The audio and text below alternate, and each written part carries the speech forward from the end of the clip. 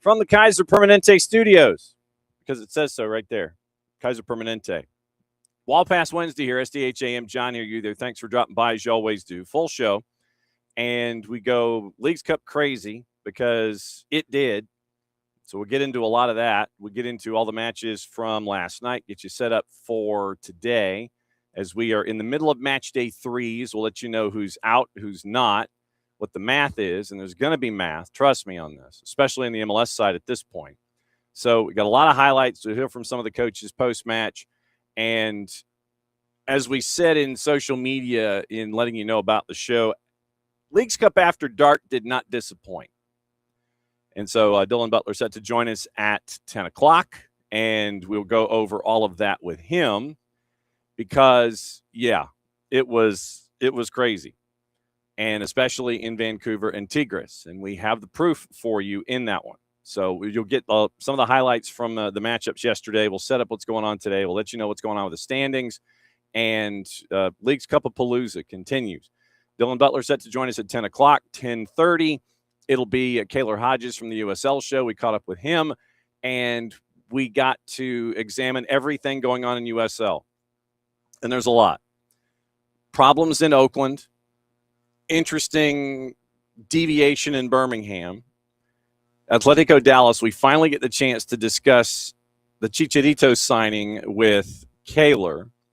And then you got the USL Super League kicking off this weekend. And you have all of these teams and all the chaos that was attached to the playoffs and getting in and chasing after championship as they reorient their schedule. They're going to go metric here in a bit. So their schedule is fall, and then it gets through, and then they hook back up with everybody else. And so Super League, League One, USL Championship, a lot of the stuff there in the final half hour with Kaylor. Dylan Butler joining us at 10. Leagues Cup, all your news, getting you ready for everything that's going on today, what to watch, all your rumors. That's here in hour number one here on a Wall Pass Wednesday, plus whatever is on your collective mind when it comes to anything and everything going on in and around the planet. So opening kickoff brought to us by our friends at Black Pitch Coffee and blackpitchcoffee.com. Starting your day with the most important stories in the game. Right way to start your morning. Black Pitch Coffee, part of the SDH community. Showing up at events all over Atlanta. Try their home blend made with beans from Brazil, Guatemala, heavy-bodied, notes of walnut, semi-sweet chocolate, and a rich world-class finish. Opening kickoff, powered by Black Pitch Coffee and blackpitchcoffee.com. So you have all of the action that went on yesterday, and just to kind of keep an eye on what's going on. We have been keeping an eye on what's going on in Colombia.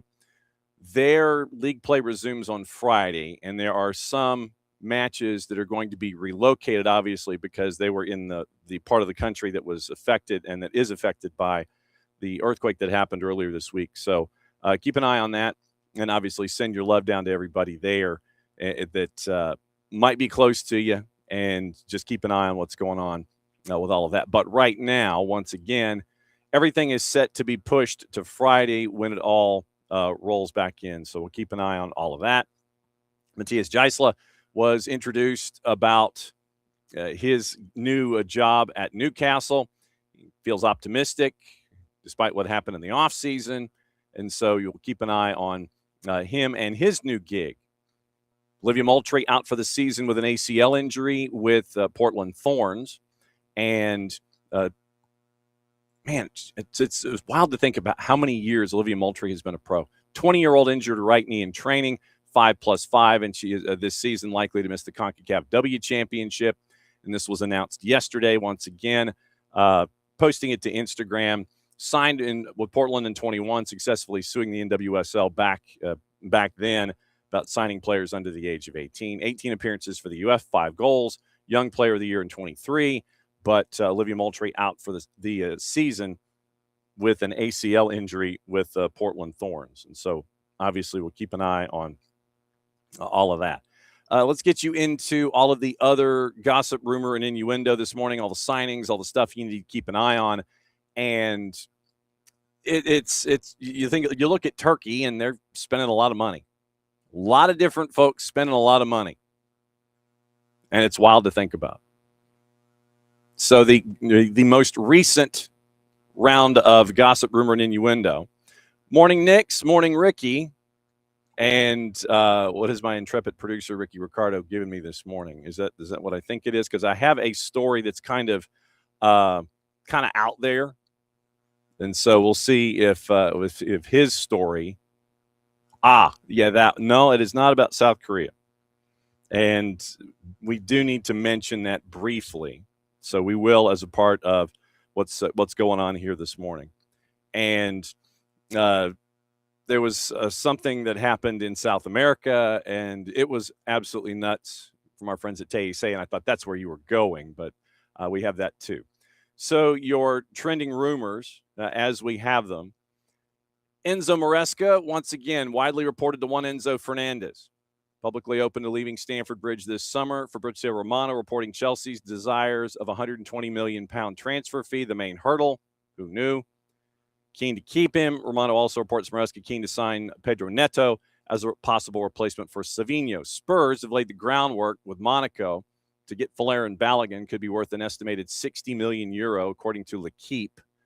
Newcastle, the only other club named in the report. Fabrizio Romano also adding Galatasaray and the Saudi Pro have also called about Balogun in recent days. Miles Lewis-Skelly offered to Manchester United as Arsenal look to recover some of the £75 million they spent on Bruno Guimaraes, according to The Guardian.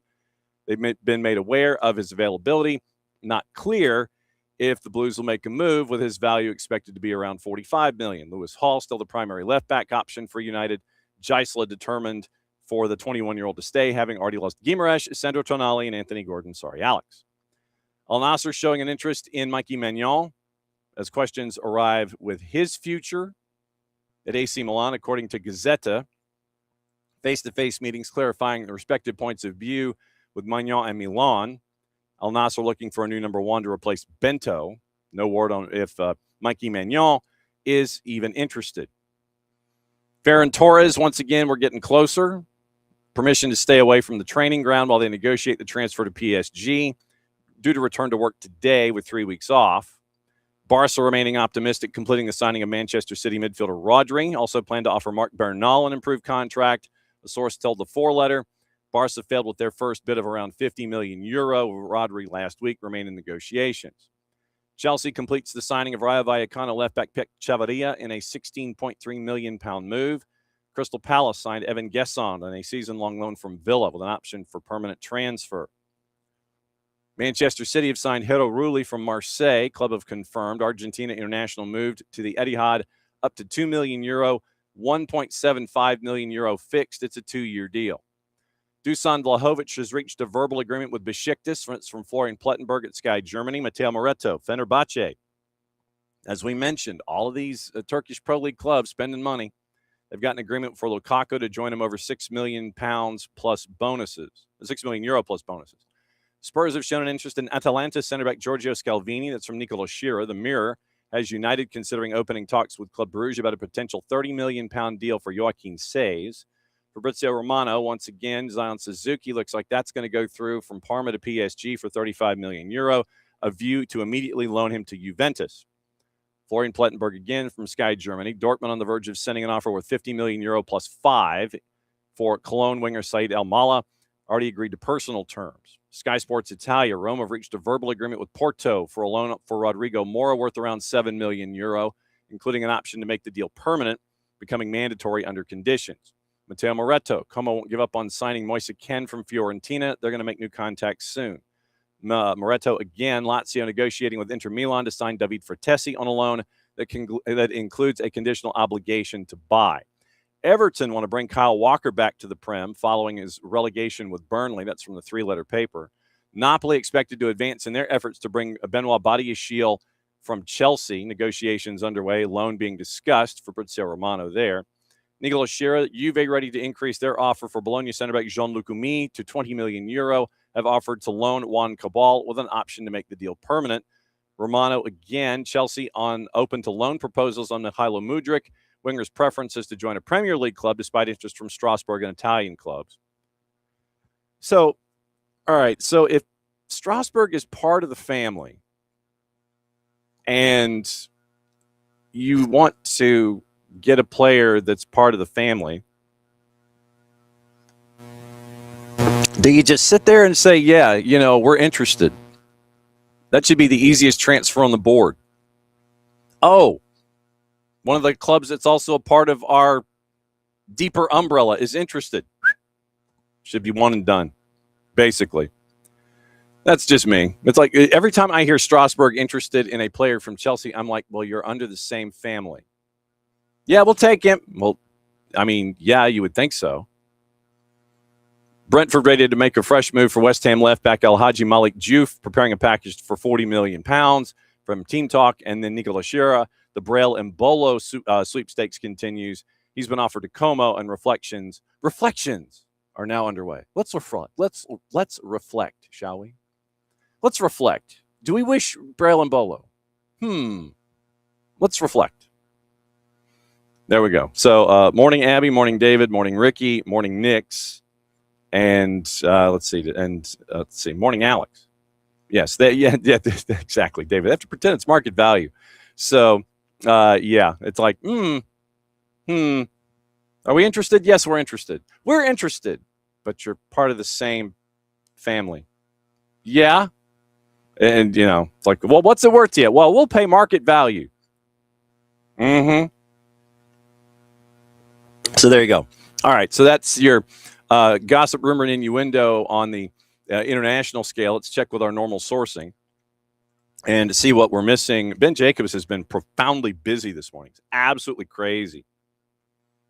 Absolutely crazy. It's like every 2 seconds, Ben has something else going on. So Tosin Adebayo drawing interest from Benfica and a number of Premier League clubs right now with Chelsea. Enes Unal set to join Getafe from Bournemouth, sanctioned a free transfer, could earn up to €1.5 million in bonuses, 20% sell-on for Bournemouth. Everton's Martin Sharif has been charged with breaching the FA's betting rules, alleged that the player breached FA Rule E1.2 in respect of 61 bets placed on football matches between 20 November 24 and 12 February 26. Martin Sharif has until Monday, 17 August to provide a response. So 5 days. 61 bets in 3.5 months. Well, almost 4. And so Martin Sharif charged with breaching FA betting rules. 61 bets. I wonder how many of those were just Premier League and hanging around. So we'll see what happens there. But yeah, 61 bets placed on football matches in a 4-month period. In a 16-month period, November of 24 to February 26. So 16, so 3.5, 4 bets a month on average. So he has 5 days to provide a response to the FA. We mentioned Barca improving their bid to Rodri at 55. Let's see. Barca have offered, according to Alex Crook, guaranteed €60 million. Geronimo Rulli, we know this is official because he's holding up a jersey with his name on it. Wolves advancing on signing Jordan James from Rennes, spent last season on loan at Leicester. Leicester, by the way, has posted or has made available a packet, an attachment, a PDF file about the sale of Leicester and a sister club. So it looks like the Svida Hanapraba family has looks like they're kicking the tires on a sale for Leicester City now that they are in the championship. We mentioned Evan Gesson, mentioned Ferran Torres, Jan Hyuk from Spurs joining KVC Westerlo in a season-long loan. Ipswich in agreement on Julio Enciso from Strasbourg, move driven by Gary O'Neill, who once again was the head coach at Strasbourg. 6 months on loan at Portman Road in 25. We mentioned Dusan Vlahovic, and that's a 3-year deal, according to Jacobs. Chavarria joins from Rayo Vallecano to Chelsea, €19 million plus add-ons. He is, how do we know this is official? Chavarria is leaning over a golf shirt. No contract, but he is smiling, and he is leaning over a Chelsea golf shirt. So 19 million euro plus an add-on in the package. And let's see, that keeps everything up for international. Let's see if David Ornstein can move the meter here and add to anything that we have been discussing this morning. Let's see. Let's go here. And Lucas Gorna-Duoth undergoing medical, joining Hull from Salzburg. 23-year-old defensive midfielder, 4 million euro plus personal terms on a 5-year deal through 2031. Wrexham pursuing a deal to sign Henrik Falconer from Viking Stavanger. 2 offers rejected. 23-year-old center back, latest worth 9.5 million euro, including bonuses. Viking want to keep the Norwegian international for the European campaign. And let's see, Ferran Torres and Union Saint-Gilloise. Okay, so that's it from Ornstein. See if there's anything from Tom Bogert.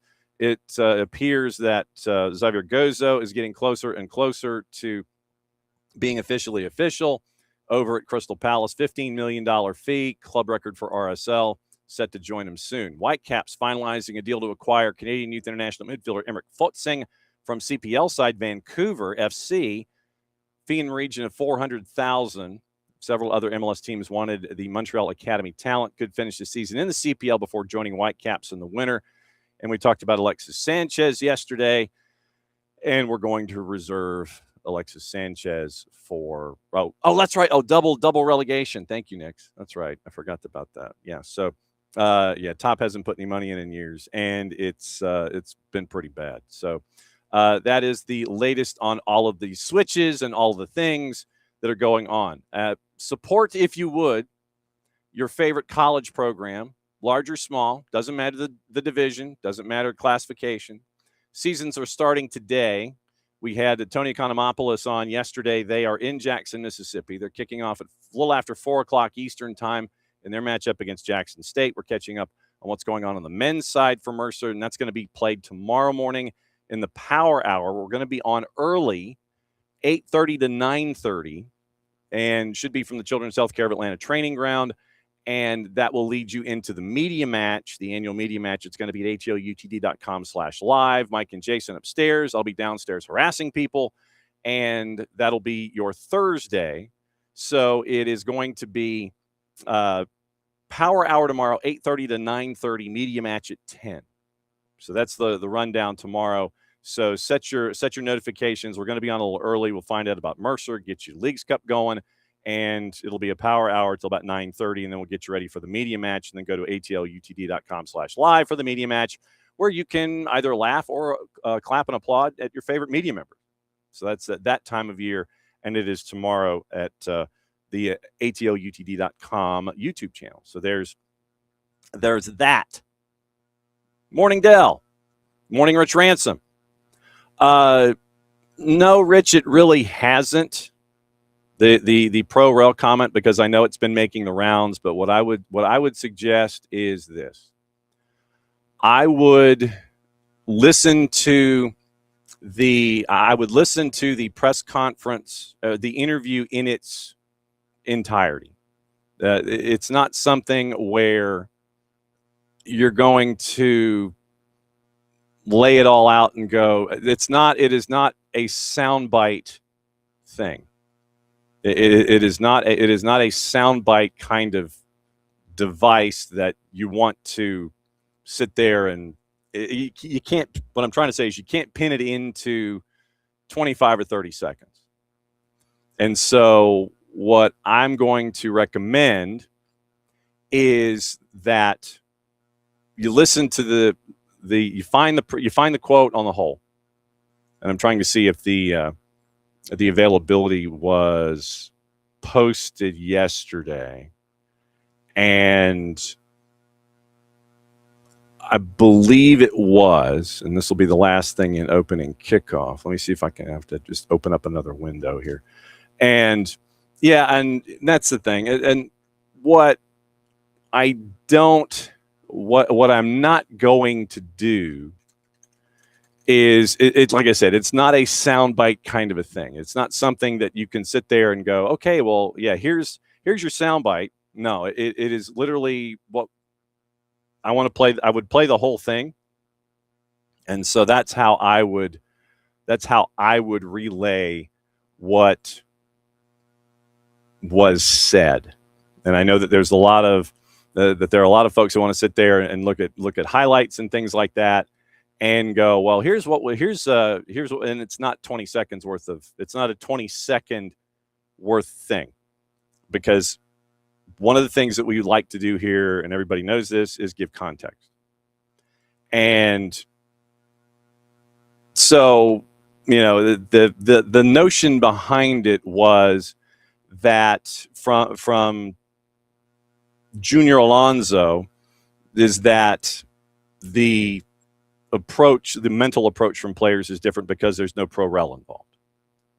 And so what I would suggest is find it in its entirety, because it's larger than that. It's not, it is an observation early on in a relationship with a player and his new club. And the energy is different, but it's not, how do I phrase this? It's a different energy. There are things in play, but the energy attached to promotion relegation, I understand in circles, is different to certain folks. But this is Junior Alonso's first interaction in Major League Soccer. And so the energy that is placed into this is different. So that's how I'm going to, until there is the full breakdown of everything, then that's how I'm going to literally just sit here and, not the same pressure. And the soundbite that is sticking with folks is where Junior Alonso says, if there was a team in South American Atlanta United situation, and their cars would be burned. Yeah. So context is important. Context is important. And so that's why I'm not going to play just like a 10-second thing. We don't do that here. So that was what was said. And once again, it's Junior Alonso adjusting to how you're breaking everything down when it comes to your first time with a new team. So if you go back to Jason's training ground notebook, when Junior Alonso was there along with Luke Brennan, I'll read you the quotes. Wasn't looking for an excuse after Philly. On the last two goals, the opponent was better, right? In football, everything is decided in seconds and millimeters. The opponent was able to take advantage of the chances we gave them. That's why they scored those goals and beat us. And then in the locker room that day, we were sad because we'd made a great effort playing with 10 men to score 2 goals. Unfortunately, we couldn't hold on to the result and ended up losing. But since then, the week has been very productive. We've worked well. Spirits have lifted again, and now all we can do is focus on Saturday's match. Adjustment to Major League Soccer and the transition. From my point of view, teams don't finish their chances, so that lets the opposing team attack again. When we win the ball back, we do the same thing, and that leads to the game being played this way and creating more space. The forwards stay up here, defenders stay back there. There's a gap in the middle, and that's the level we're playing at. I think that's usually how the games go, and the results don't lie. You watch the games, they end 3-4, 4-3, 5-4 most of the time because all the opponents play that way. And so here is the quote in full. I don't say this with any pride, but I was telling some of the teammates here, there are leagues where if you're in the situation, you can't go out to dinner, you can't take your kids to school, they'll burn your car if you go down the second division. That creates an incentive to push yourself to improve. It seemed surprising to some of the younger players here, since it's not something common. I've already been through that, and I know the only way out of it is to trust the coach's ideas and take them to the fullest to get out of this situation. And when he was asked on the transfer chatter, most important thing, I think, is that the players who are currently at the club need to want to be here, right? It's a complicated situation we're in, and we need everyone here to bring the best energy. The most important thing from my point of view is that the 20 or 22 players who are here today are all on the same page with the same mentality, working every day to get Atlanta out of that spot. So that's the larger quotes that folks may not be looking at. I'm looking past that section because everybody else seemed to stop right there. And that's why what we do, we go further down the page. We give the story the space to breathe. So it has its full paragraph instead of, well, he talked about this. That's why what we do here is, and we have the space to do it, fortunately. That's why I wanted to find the entire quote from Junior Alonso and not just give you the headliner and go, well, he said this, and then everybody gravitates to that, but doesn't listen to the rest of what was said. So that's why that's why I specifically, and everyone, and if you're new here, have not seen ref assignments yet. Have not seen ref assignments yet, Abby. And when we do, we'll go over all the people's. That's why with me, specifically here on the morning show, when we're doing stories that appear written form on the .net, and by the way, you can get Morning Espresso. You go to the read section at soccerdownhere.net. There's a box to subscribe to Morning Espresso, brought to us also by our friends at Kaiser Permanente. That's our morning newsletter. That's everything that Jason sees in the overnight, and he's like, oh, we need to know about this. So subscribe to that if you haven't. But having AM being the depth that it is, and this year we've broken the 4-minute mile. We have broken the sound barrier. We've done the 3-hour show. That's why I have always wanted to give you a longer soundbite than just the 20 seconds. If it's a minute and a half, it's a minute and a half. If it ends up being a coach that doesn't talk a lot and it's 25 or 30 seconds, I may go a couple of answers in a press conference to see if things expand. So everyone, when you heard about that original quote from Junior Alonso, it was just that section. But there was more to it.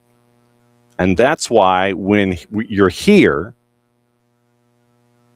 that's why we go longer with quotes so you get full context and understand where someone's coming from and where they're going to. Not just that slam section in the middle that everybody gravitates toward.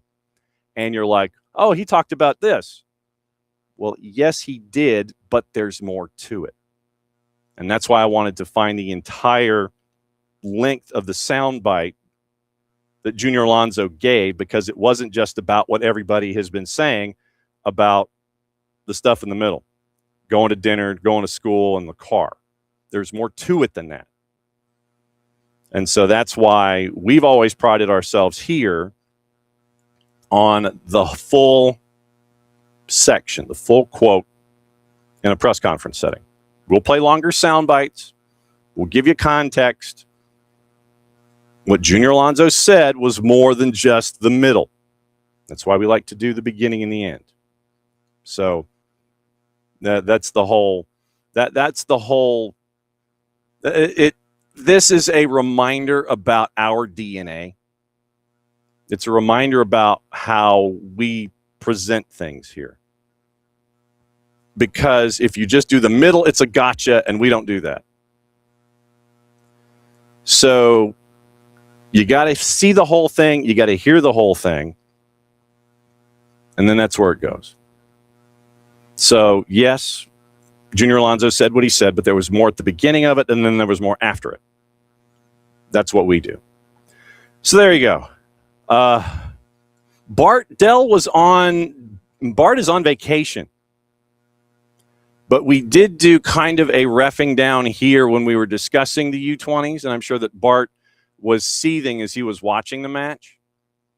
So we have not talked to Bart about it. Bart is on vacation this week, and so when Bart comes back on Monday, we'll see if he's still seething about it. And Abby, absolutely. Breathing is important. You have to hear all of it put in context, and that's what we do here. We don't just mention the part about the car. We've got to talk about Him saying it with, and I don't say this with any pride. Literally, that's how he starts the soundbite, that particular section. And he also says about the 20 or 22 players getting the same mentality and working every day to get Atlanta out of that spot. That's the beginning and the end. In the middle, he talks about all the stuff that teams face. There was more to it than the middle. And that's what we do here. All right. Opening kickoff brought to it. Yeah, exactly. Vacation. What is this, Del? Opening kickoff brought to us by our friends at Black Pitch Coffee, blackpitchcoffee.com.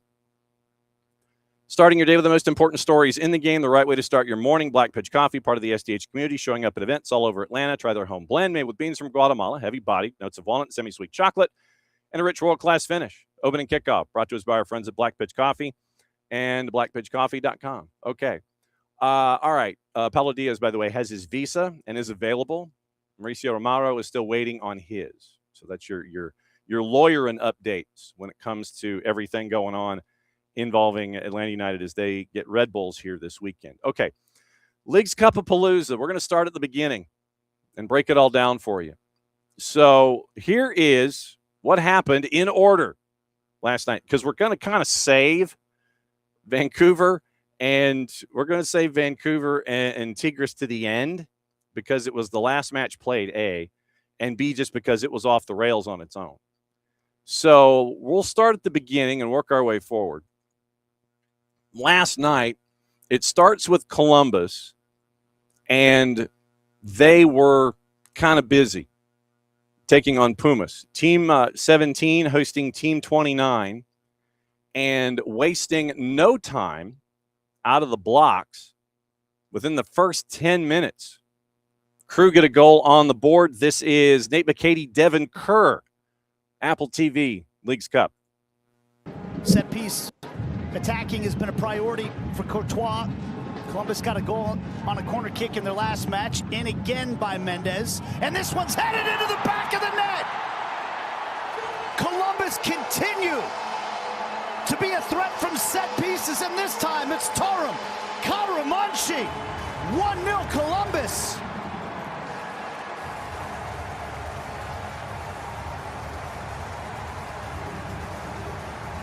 But what a pickup this young man has been, and it's been a long time coming.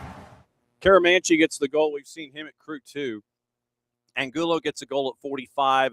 Herrera gets a red in the 73rd. They go to PKs. Columbus gets the extra point. I feel like I'm talking about MLS Next Pro all of a sudden.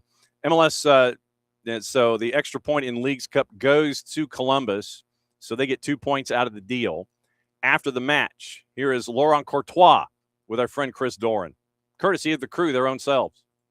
No, that's the credit to Nico for his performances and his top level.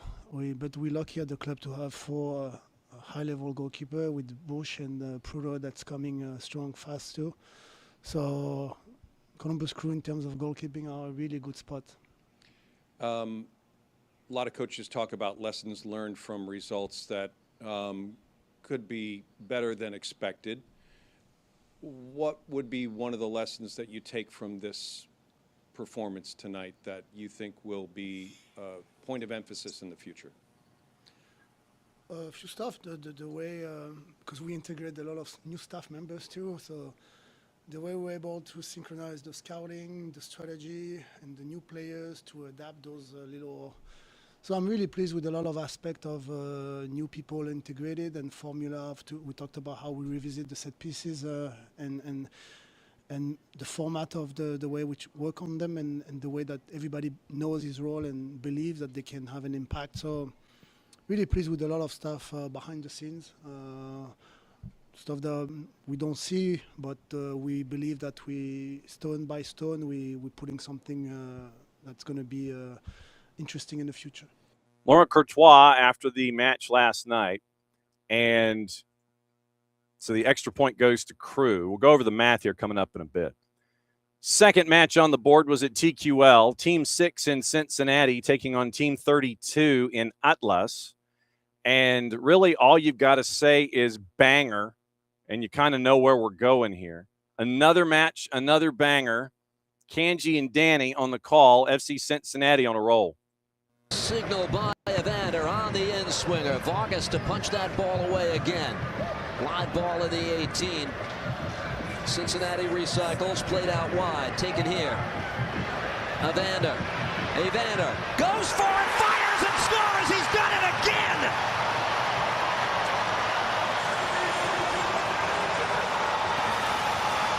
And just like that, Cincinnati with the 1-0 lead.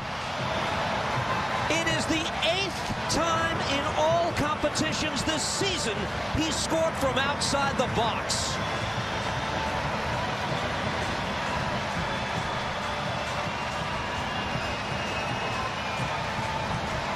Simply unstoppable. Now, it's rinse and repeat. First of all, it's a wonderful.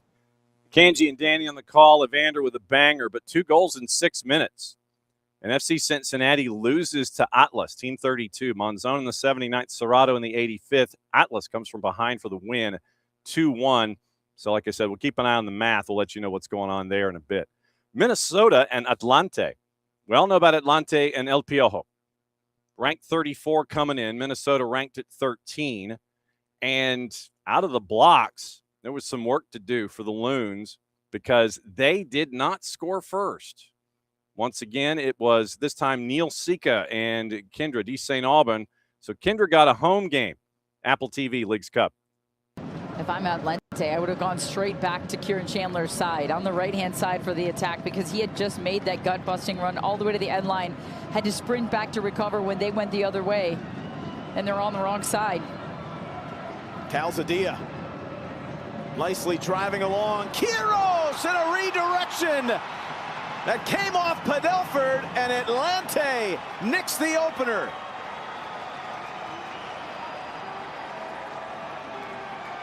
Well, essentially going against the grain is how this first half is played out. And Quiros, the center back, has some kind luck in his favor for Atlante to take the lead. Well, they swing it to the left-hand side here to find their opportunity. And at first, it looks like it's good shape defensively. And we just got talking about the quality and the smarts of Julian Gressel and his eagerness to have his head on a swivel. But it's Gressel, I believe, who kind of takes a touch, thinking they're going to keep possession out of the back first. It's on that left-hand side because Kyle Duncan was higher at the pitch. You see the tracking back. So goal early by Quiros in the 32nd. Atlante with the lead. They had 1-0 going in at halftime. Goal in the 59th by Gonzalez. Brace by Pereira in 12 minutes, 75th in the 87th. So Minnesota comes from behind 1-0 to win it 3-1. Cam Knowles, after the match, was asked what it's like to get off the schneid, courtesy of Minnesota United, their own selves.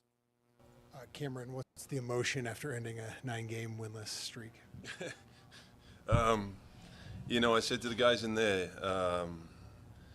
you know, it obviously feels good. It feels good to get a win. It feels good to, you know, come from behind. It feels good to score multiple goals and score them in the way that we did. But it also feels like a reward for some of the performances we've put in. You know, and I know I've sat here and I've said that a lot, but the guys rewarded themselves tonight. They created the chances. They stayed in the game. You know, and they got the result. And I think when we talked before the game about, you know, building on the performance of the last game and building towards the league starting up. And I think, you know, the guys did that, and we've put ourselves in a good place in the way that we feel, but also in the way that we've played. Snapped the 9-game winless schneid, so the Loons get the Duke, and they get to win 3-1, Team 13 over Team 34. Pachuca and Charlotte, this one was at the bank, and the way things have been going at the bank in Leagues Cup, if you've got a game at the bank, you've got a weather delay. And they had one. And it was Team 12 hosting Team 20. There was a moment in the match itself where Solomon Rondon hit a ball so hard that it actually lodged in a column behind the net. It wasn't like it wasn't like the Isaac McAdoo thing off of a free kick where he sends it through the netting. It wasn't one of those where you had that kind of a question. It was literally, it was wide. So there was no dispute as to whether or not it was a goal or not. But it was wide, and it lodged in a column behind the net. But fortunately for Pachuca, they didn't need the Solomon Rondon moment to be their only offense on the night. We go to 90+1, And it was a long night that got longer for Charlotte. Once again, Tony husband Ross Smith, Apple TV Leagues Cup.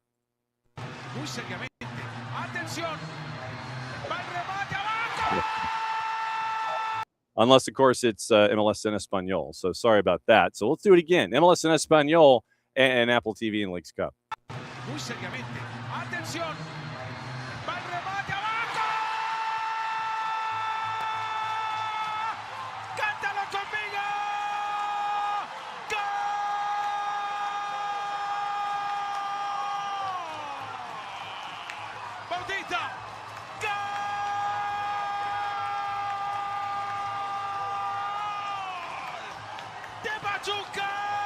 Justo cuando lo decíamos que vendía muy cara la derrota, aparece Bautista para definir, vencerlo a Miller y decir en el final del partido lo gana Pachuca 1-0. Una equivocación. Sergio Ruiz Torres and Walter Roque on the call on MLS on the Spanish language feed. So it ends up with the visitors getting the win.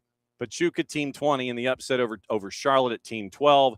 So big win for Pachuca. Goal at 90+1 gets them full points as we go. Then we go to Tigres and RSL. And, dude, what are you doing? It's the wrong day. It's like they give you the wrong day to look at things. It's just like, I just want my intel from today. That's all I want. So Pachuca team 20 over team 12 Charlotte by the score of 1-0. RSL and Juarez. Juarez team 23, RSL team 30. And this one was at America First. If you follow Jarrett Smith, as you should on the Twitters at Jarrett_Smith, you will have known what happened the entire time. But one moment in particular we'll let you find out about. And once again, courtesy of our friends Spanish language side, if I could say it with my upper plate working. So RSL and Juarez, Sergi Solans with a goal here, and it kind of put everything out of reach. Once again, Apple TV Leagues Cup, RSL on a roll. Solans pivoteó muy bien, el arquero sale tarde, golazo, gol, gol, Real Salt Lake, Sergi Solans, la hizo él, la construyó él.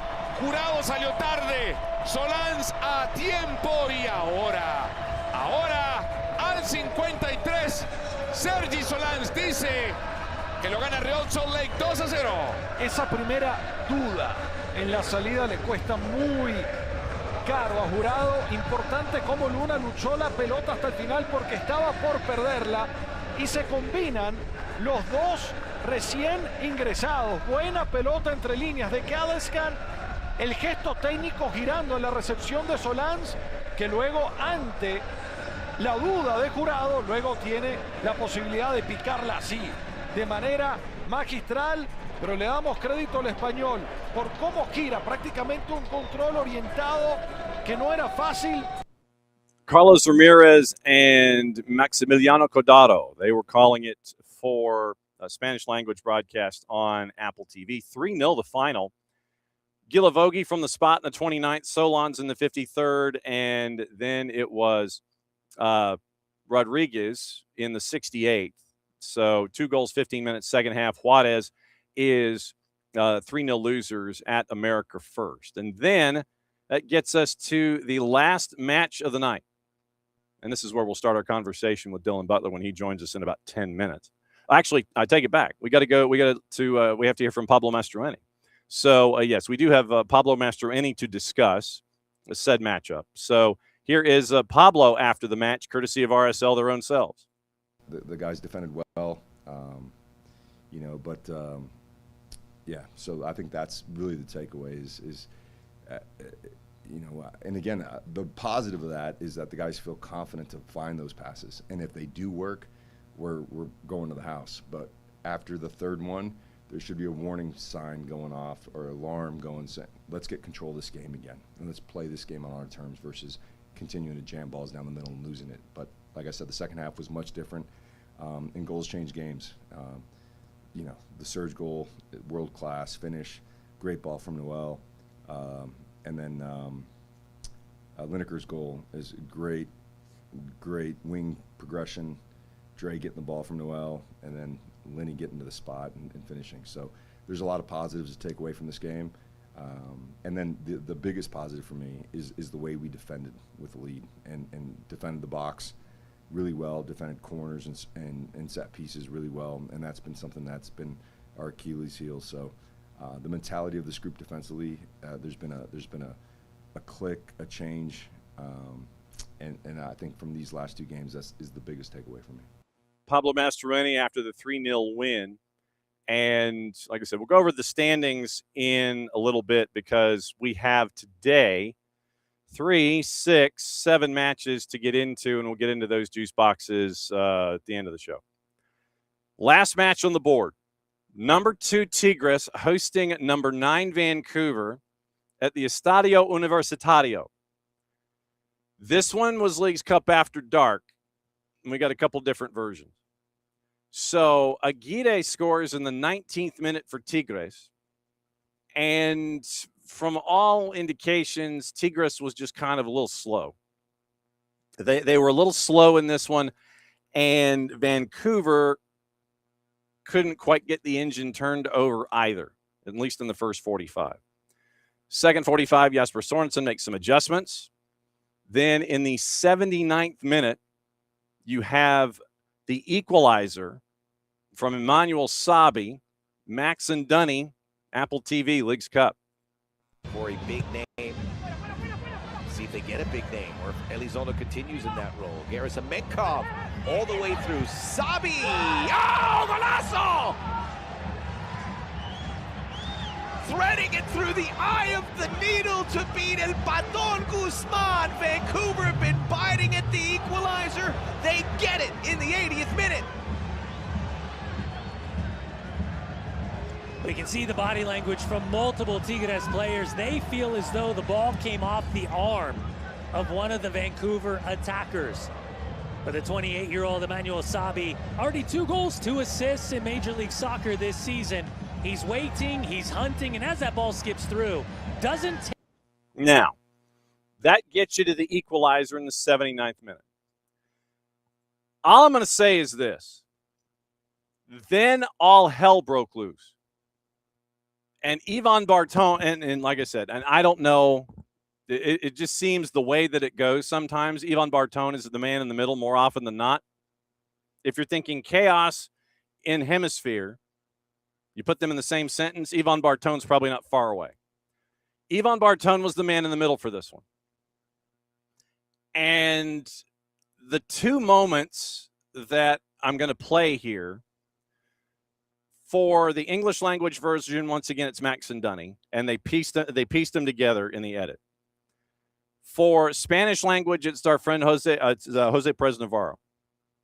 Jorge Perez Navarro. So JPN is on the call on the Spanish side with our friend Marcelo Balboa.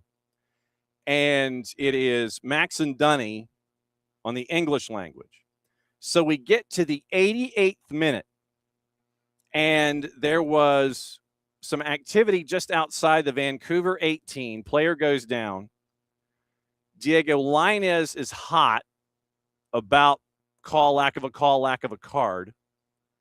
And this is where it starts. It's 1 moment of 2. And like I said, on the English language, it's edited together because they basically were the back-to-back moments that were attached. So you're going to hear the first moment in the 88th minute, Diego Lainez. And then as Tigres is trying to chase a possible game winner, I think there was 5 minutes added. You get another moment at 90+1. So here's the English language version of what happened in this match. Once again, it's Max and Dunny on the call, and it went off the rails. They were having significant conversations. Wow, and whatever Diego Lainez said. Wow, red he said card. The magic word, straight red. His Leagues Cup is over. Not happy with Ivan Barton, and now he's put Tigres into a important, or a very difficult moment. One of their best players, he would have been a critical penalty taker. This is what happened. Finger pointing, and Ivan Barton saying, "Not to me." I officiated a World Cup semifinal. Plenty of time here for a winner. Or we're headed for back-to-back-to-back penalty shootouts for Tigres. Some action, and Guzman flying off his line to midfield to take a free kick. And he pushes. Oh, boy, red card! What is he doing? He will not participate in any shootout if we get there. Putting hands on Ivan Barton. Tigres have lost the plot. They are down to 9.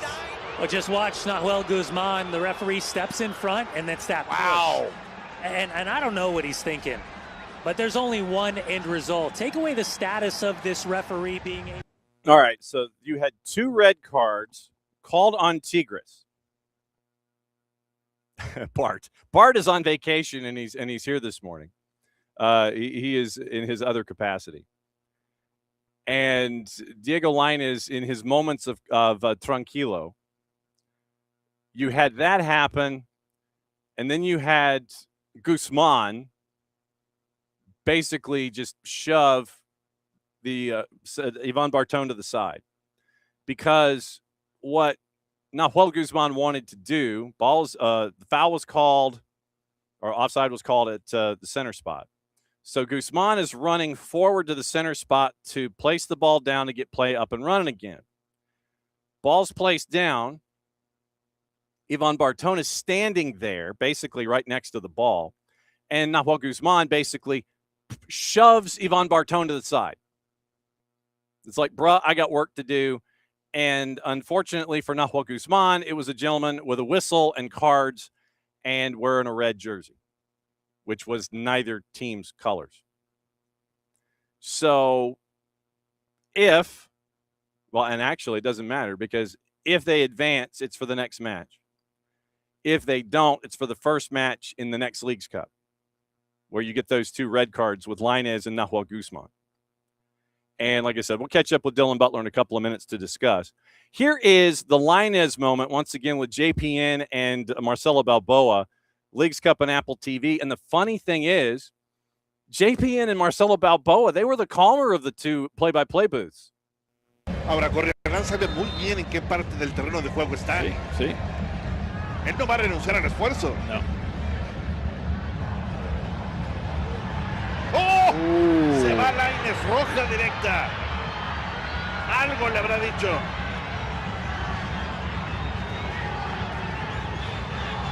Y cuando más lo necesitaba Tigres, se está quedando con uno menos después de la expulsión de Diego Lainez.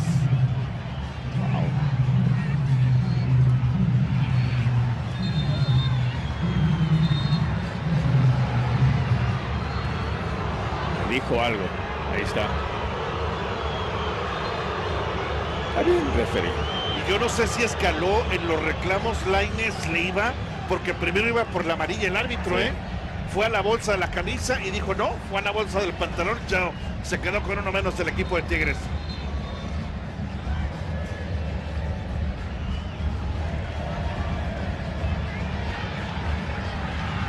¿Qué le dices a los compañeros cuando llegan de regreso al vestidor? That's the funny part. Literally, you hear JPN and you hear Marcelo Balboa, then after that initial uptick, they're calmed down. But yes, the master of calm. Okay, so Bart is apparently back from vacation, but the master of calm in international situations, Diego Lainez, he basically did the Dikembe Mutombo bit. He's like waving him off, and he's like waving him off, and he wags the finger. 2 things where you sit there and you go, nah, fam, you're good. Shower, bang. So Diego Lainez goes in the 88th, and then you have Nahuel Guzman running up to center spot, and he shoves Ivan Barton. Literally, shoves Ivan Barton. Last time I checked, you can't do that without any kind of repercussion.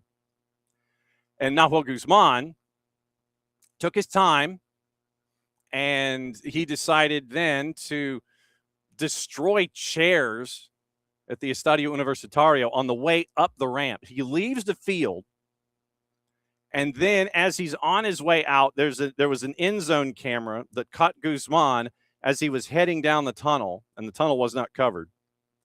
So Guzman's heading down the tunnel, And he's like kicking chairs and destroying furniture and all this. But Nahuel Guzman has no one to blame but himself. Here's Jesper Sorensen after the match, by the way. I'm kind of saving the shootout for here in a second. But Jesper Sorensen after the match, where it was a 7th frame shootout loss by Vancouver at Tigres.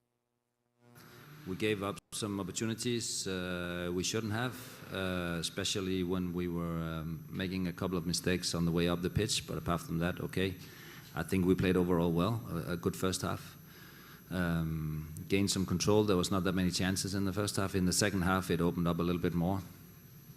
There was not really a rhythm in the second half. It was a lot of stop and go, a lot of players lying on the pitch, trying to see if they could take some time off the clock, and it broke the rhythm a little bit.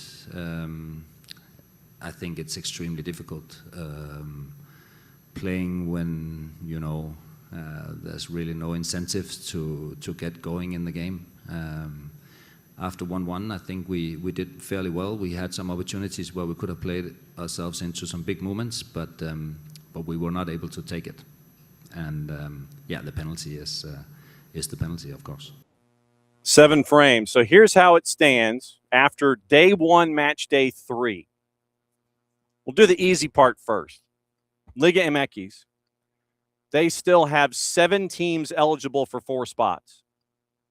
And 5 of them still have match day 3 coming up. Club America, Cruz Azul, León, 6 points. And they are all with the 2 wins. Hodges is in the barn, 6 points, 2 wins, and a loss. Tigres is in the barn, 6 points. And they end up with the shootout win each time. So they go 2-2-2. So they're in the barn at 6 points. Toluca has a match to play. They are at 1-1, as is Monterrey.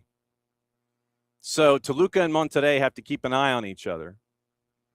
3 points, 2 matches.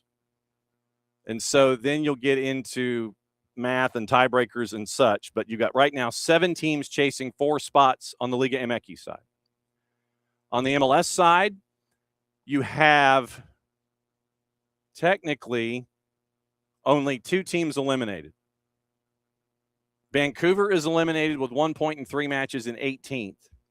And Minnesota is eliminated because they played their 3rd match and they have 4 points. And they're in 9th. So you have 2 teams out of 18 eliminated from Major League Soccer. Columbus is in the barn with 8 points. RSL's in the barn with 7. Austin has a match to go with 6, as does Chicago. Charlotte is in the barn with 6 points, 2 wins, and a loss. Same for Cincinnati. Dallas has a 3rd match to go, and they're at 6 points. They've won their first 2. LAFC has a match to go. They're at 5. Minnesota eliminated 3 matches, 4 points. Nashville, 3 points, a win and a loss. Portland, Miami, Philly, NYC, Seattle, Orlando, and San Diego FC are all at 1 win and 1 loss. They are all at 3 points with matches to play. So that's what you're staring at when it comes to 16 of the 18 teams still eligible on the MLS side, and you're chasing after 4 spots, which is what you want for this tournament anyway. So your tiebreakers. Goal difference is number 1. Greater number of wins in match regular time. So then it's regulation wins. Greater number of goals scored. So it goes goal difference, number of wins in 90 minutes, goals scored, fewer number of goals allowed, fewer points in the team's fair play table, and a drawing of lots is your 6th tiebreaker. So goal difference right now, if we just look at the teams that are at, say, 6 points. Austin's at +5. Chicago and Charlotte are at +4. Cincinnati's at +3. And remember, Charlotte and Cincinnati are in the barn. Dallas is at +3 with a match to play.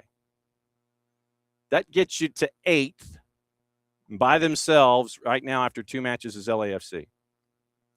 So it looks like 4 points is probably going to be a cutoff. Right now it is anyway. So all the teams that are 1-1, and there are 8 of them. There are 8 of them. Nashville's at +2. Portland's at +1, 6 goals scored. Miami's at +1, 5 goals scored. Philadelphia's at +1, 3 goals scored. Same for NYC. Seattle is at 0 in goal difference. Orlando is 0 in goal difference. San Diego FC is at -1 in goal difference. So that's what you're staring at here in all of this. All of this. You have to remember your tiebreakers. 7 teams, 4 spots on the Liga MX side. That's easy. That's easy. Goal difference, number of wins in 90, number of goals scored, number of goals conceded, fewer number of goals conceded, fair play table drawing of lots. That's your 6. So either side, that's same tiebreaker. But right now, 7 teams, 4 spots, Liga MX, and 2 of those 7 have completed play. 16 of the 18 teams are still available in Leagues Cup on the MLS side, which is crazy to think about. But when you've got 98 teams tied at 1-1, 3 points after 2 matches, 3, 6, 8 teams at 1-1, heading into match day 3s, that's what you're getting into. But once again, next match, whenever that is, Tigres will not have Nahuel Guzman, and they will not have Diego Lainez. But the other point is, once again, when you have a red card for your keeper, then you got to bring in a keeper. And it goes to, it was crazy when you have to go to your backup keeper, and you go to your backup keeper, Felipe Rodriguez is the backup keeper. He had to come in cold, basically, once Nahuel Guzman got the red at 90+1. And he saved the last 3 penalties, or had a part in it, because Ilumi's 7th frame PK was skied over the bar. Vancouver misses their last 3 PKs. They had a chance to close it in the 5th. Laborda couldn't do it. Garza misses in the 6th. Priso is saved in the 6th. Enrique scores in the 7th. Ilumi skies the bar in the bottom of the 7th. And that was how Tigres went through.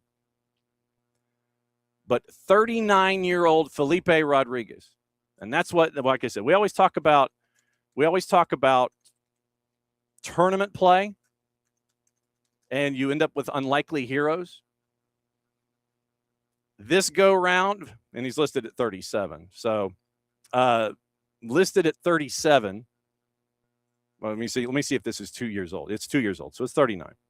So Carlos Felipe Rodriguez, he's in the 2nd year of a 2-year contract renewal that he signed at the age of 37. Started for Tigres when Guzman was injured at the end of the 24 season in the Clausura. And so they re-signed him, and this is the 2nd year of that 2-year deal for Felipe Rodriguez. Comes in cold, saves 2 of the last 3. He's in there for the shootout, gets the win. And just to give you an idea about his history, when it comes to the number of matches played, literally this is the first match that he has played for Tigres since the Apertura in 24-25. First professional match, first professional minutes. He has been the understudy since the 24-25 Apertura. Played in the U23 Apertura for the 2nd team. Played in the Supercopa in 24, but he has not played regular minutes since the Apertura in 24-25. One match in the Supercopa 24. Played in the Clausura for Tigres for 2 matches, and this was when Guzman was injured. Then he played in the Liga MX Clausura. CONCACAF Champions Cup, he had 3 matches. Liguilla Apertura once again, and Liga MX Apertura in 23-24. Everything dates back. And then his breakdown. Monarcas, Atlético San Luis, Morelia's U20s, Tigres, León, Mérida, FC Juárez U20s, Juárez, Club León, Atlas UTNs, Monarcas, Morelia A, and the U23s for Tigres. Abby, good to see you. But a 39-year-old keeper, who hadn't played regular minutes since the Liga MX Apertura in 24-25 when he finished up with 3 matches, gave up 1 goal and had 2 clean sheets back then, 24-25. Literally, that was the last competitive action that he had. He comes in off the bench, saves 2 of the 3 PKs, comes in a pinch, and he's going to start the next match whenever that is, or somebody's going to start the next match when Nahuel Guzman is suspended, whenever that is. So that's what you end up with in Leagues Cup. 39-year-old backup keeper who was gathering dust and cobwebs ends up saving your bacon 5-4 in penalties in 7 frames, which is insane to think about. So that was your last night. What about today, he asks. We mentioned there's an ish load of matchups. Just to give them to you, FS1 and Unimas do have matchups at 8 o'clock and 10:15, so it's probably 8:20 and 10:25. But here we go. 7:40 kicks at Inter.co. Team 19 Orlando taking on Team 33 Atletico San Luis. For ASL, it's a dead rubber.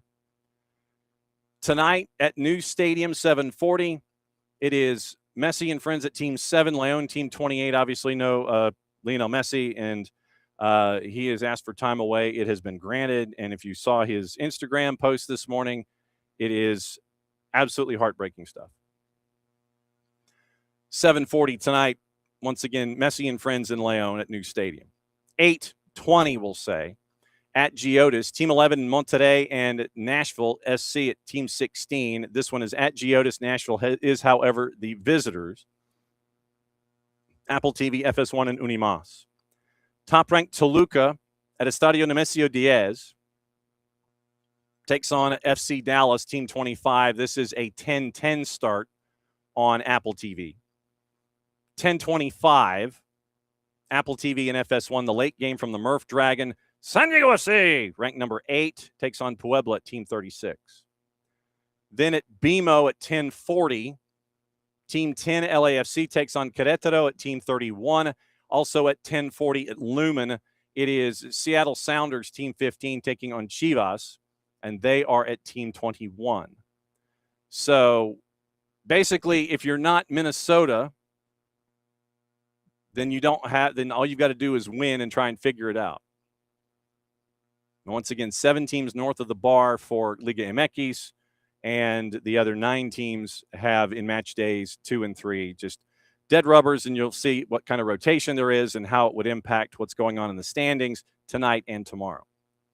So your juice boxes, just so you have them. So Bart is saying public service needs Messi and friends not to win, so they're essentially guaranteed not to advance, and the date at New Stadium won't be moved because Bart is going to South Florida for that trip. And I know that he is not by himself in that. So juice boxes for Leagues Cup. So just to give you a breakdown of what happened last night. Atlas wins at a plus 508. Minnesota United won at a plus 127. RSL won at a minus 135. The 90-minute draw is a plus 345 for Tigres and Vancouver. So tonight, Orlando City is a minus 179 against Atletico San Luis, who's a plus 362. Your 90-minute draw is a plus 333. Messi and Friends a -106, hosting León at a +218, draws a +285. Monterrey is a +196 at Geodis against Nashville SC, who's a +114. Your draws a +252. Toluca, big favorite at home, no surprise, a -278. Remember, they're the top-ranked team in Leagues Cup. +397 for your draw. FC Dallas to win is a +575. San Diego FC is a -169, draws a +326. Puebla is a +338. Sounders are a dog at home to Chivas at a +213. Chivas a +102, and the draw is a +267. LAFC is a -357, hosting Querétaro, who is a +708, and the draw is a +467. So home teams mostly favored. Nashville is playing at home. They're the dog, but they are on the plus side, and they are favored. And Chivas on the road is favored at Lumen, taking on Seattle. We can actually call it Lumen by its sponsor names now. So that's your rundown of the 7 matchups tonight in Leagues Cup that might serve us better. It might serve us into chaos. Who the hell knows? So we'll find out what it looks like with those matchups that are in and across everything. Let's see. So Bart officially is back from vacation. So we welcome Bart back from vacation because he was at the beach, and that was why he was not available to be with us on Monday. Manchester United leads today at 2:30 in Ireland. That should be a fun one. We'll go over the schedule, what to watch, where to watch it, how to watch it, brought to us by our friends at Fanati's, coming up after Kaylor Hodges, who is coming up here in just a second. Like I said, we caught up on everything USL, Oakland, Birmingham, the rest of the championship, how the Western Conference is chaos. USL League One has its own couple of groups. It's like Union Omaha and our friend Jamie Henderson and everybody else fighting it out. We do have some interesting stuff in and around the playoff bar, and the USL and the Gainbridge Super League is kicking back in this week as they reorient their schedule in the USL Super League to sit there and flip their existence in the calendar, so they'll be in line with other things. So that's how their sprint season's going to go, and it kicks off this weekend. We're going to catch up with Kaylor about that in a bit. Just wanted to give you a piece of news, and it's reported from Herman Garcia Grova, and it is a piece of information involving Atlanta United. And according to Herman Garcia Grova, Atlanta United has very advanced negotiations for Williams Alarsson, working with Boca on a loan move and a purchase option. So that came out this morning, and it came out just before the show started. So let's learn together and find out about Williams Alarsson. And it's another midfielder to address depth issues and thoughts. Good question. Fantasy Premier League. Yes, Dell, if anyone is interested in doing Fantasy Premier League, yes, Dell, create it, please. And you'll see just how poor it is where I am and when it comes to everything there. Okay, so Williams Alarsson is a center mid, 25, dual national from Chile and Argentina. AIM Football are his agents, market value listed at 3 million euro. So the 25-year-old center mid started at Huracan, but has been on the bench at Boca Juniors. And it would be nice. It would be very nice if Transfermarkt would behave and actually give me the information that I'm looking for back online. Yeah, no kidding. Stabilizing some services. No kidding. Okay. All right. So I can't get it there, but hang on. So Transfermarkt, apparently, I think if I remember correctly, they were hacked. And so they are not completely and totally online yet. So let's see. Okay. So let's go to FOTMob and see what FOTMob has to say. 6 foot, 25 years old, transfer value $2.6 million. His primary position is in the midfield at right mid, has played center mid and D mid in the past. contract ends at the end of the calendar year in 28. His highest value was at $11 million when Boca picked him up from Huracan at the tail end of the calendar year 24. And because of a lack of playing time, his value is now down to $2.9 or $2.6 million. And senior career is 34 matches with Boca since January of 25. And when it comes to other midfielders, when it comes to chances created and touches, he is top 15% compared to other midfielders that are in his position. Shot attempts, upper 40%, and about 50-50 on duels. He is a right-footed preferred. And at Huracan, when he started, a year and a half or a little over a year, 54 matches and 5 goals. His career goes Boca Juniors, Huracan, was back from a loan at Union La Calera, had a loan at Ibiza, and was like Union La Calera and Colo-Colo. Youth career was at Colo-Colo in the U20s. And the last match that he played was back on July 26th when he came on at the half in the 3-0 loss to Deportivo Riestra. So he's not getting a lot of minutes. Professional of the season heat map has him inside left channel when it comes to his time. Let's see. So looking at his passing numbers, successful passing amongst his peers, he is in the top 1%. And he is also successful in crosses. He is in the top 14% when it comes to his crosses. And also defensively, he is top 14 in defense when it comes to being on the dribble and top 30% when it comes to XG when he is on the pitch. So that is that's the breakdown of Williams Alarzón. Once again, 25-year-old right midfielder, Boca Juniors.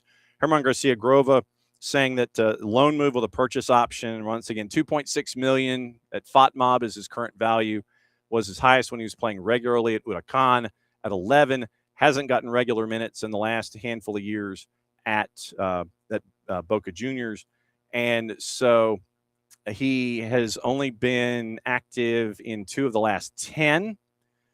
So let's see. 1 assist, 371 minutes. Scores highly on assists compared to right midfielders in the Argentine league. And there's a trait graph, and we went into that a little bit. And Chile U23s. So that's kind of where we are. So I would suggest going to FOTMOB and diving into that. But most of his activity is in the left inside channel, but he's not getting regular minutes at Boca. And so Herman Garcia Grova is reporting loan option or loan with a purchase option for Williams Alarzón. And once again, it was at $2.6 million is his current value, and Boca spent 11 when they brought him in from Huracan. So keep an eye on that one as a transaction going forward, possibly when it comes to Atlanta United. Okay, it is time to catch up with our friend Kaylor Hodges and find out anything and everything that is going on involving the USL, which means it's USL Championship, which means it's USL League One, which means it's the Gainbridge Super League, and it's all in one place, and it's with our friend Kaylor Hodges at the USL show. So here's our conversation that we had, and there's a moment in it where, yes, you'll realize it was taped before, but you'll also realize that Kaylor is, in fact, a high school band teacher. Here's how we caught up with him. Time for the Once a Monther with Kaylor Hodges at the USL show. And there are a couple of things that are on the USL docket that I wanted to start things off with you. First one is the mess in Oakland, and I'll phrase it that way because of the back and forth with elected politicians and the Joint Project Authority wanting 6 figures and a lot of money, which is more than 7 figures. What's the update there with Roots? Are they going to make the rest of their home schedule? Is it pay to play? Because that was part of the table too, and the idea 200,000 walk in the door. What's the deal?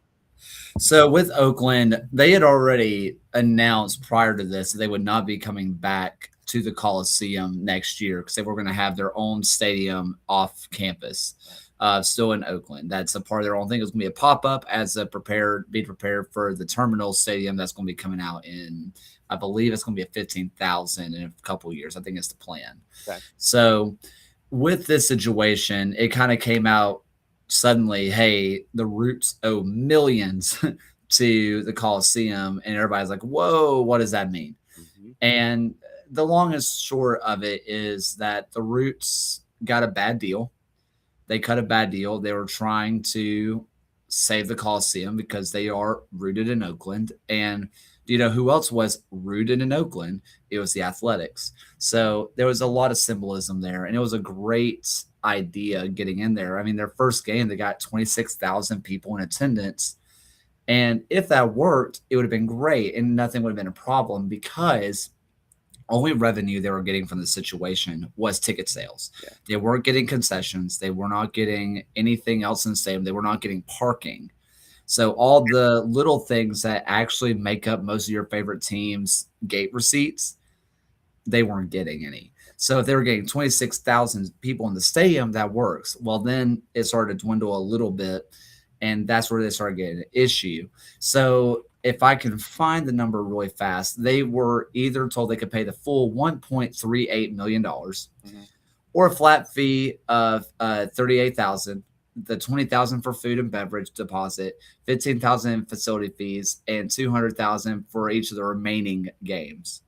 So they can pay just under $200,000 up front, and then $200,000 for each remaining game. Yeah. I don't know how this is going to work out.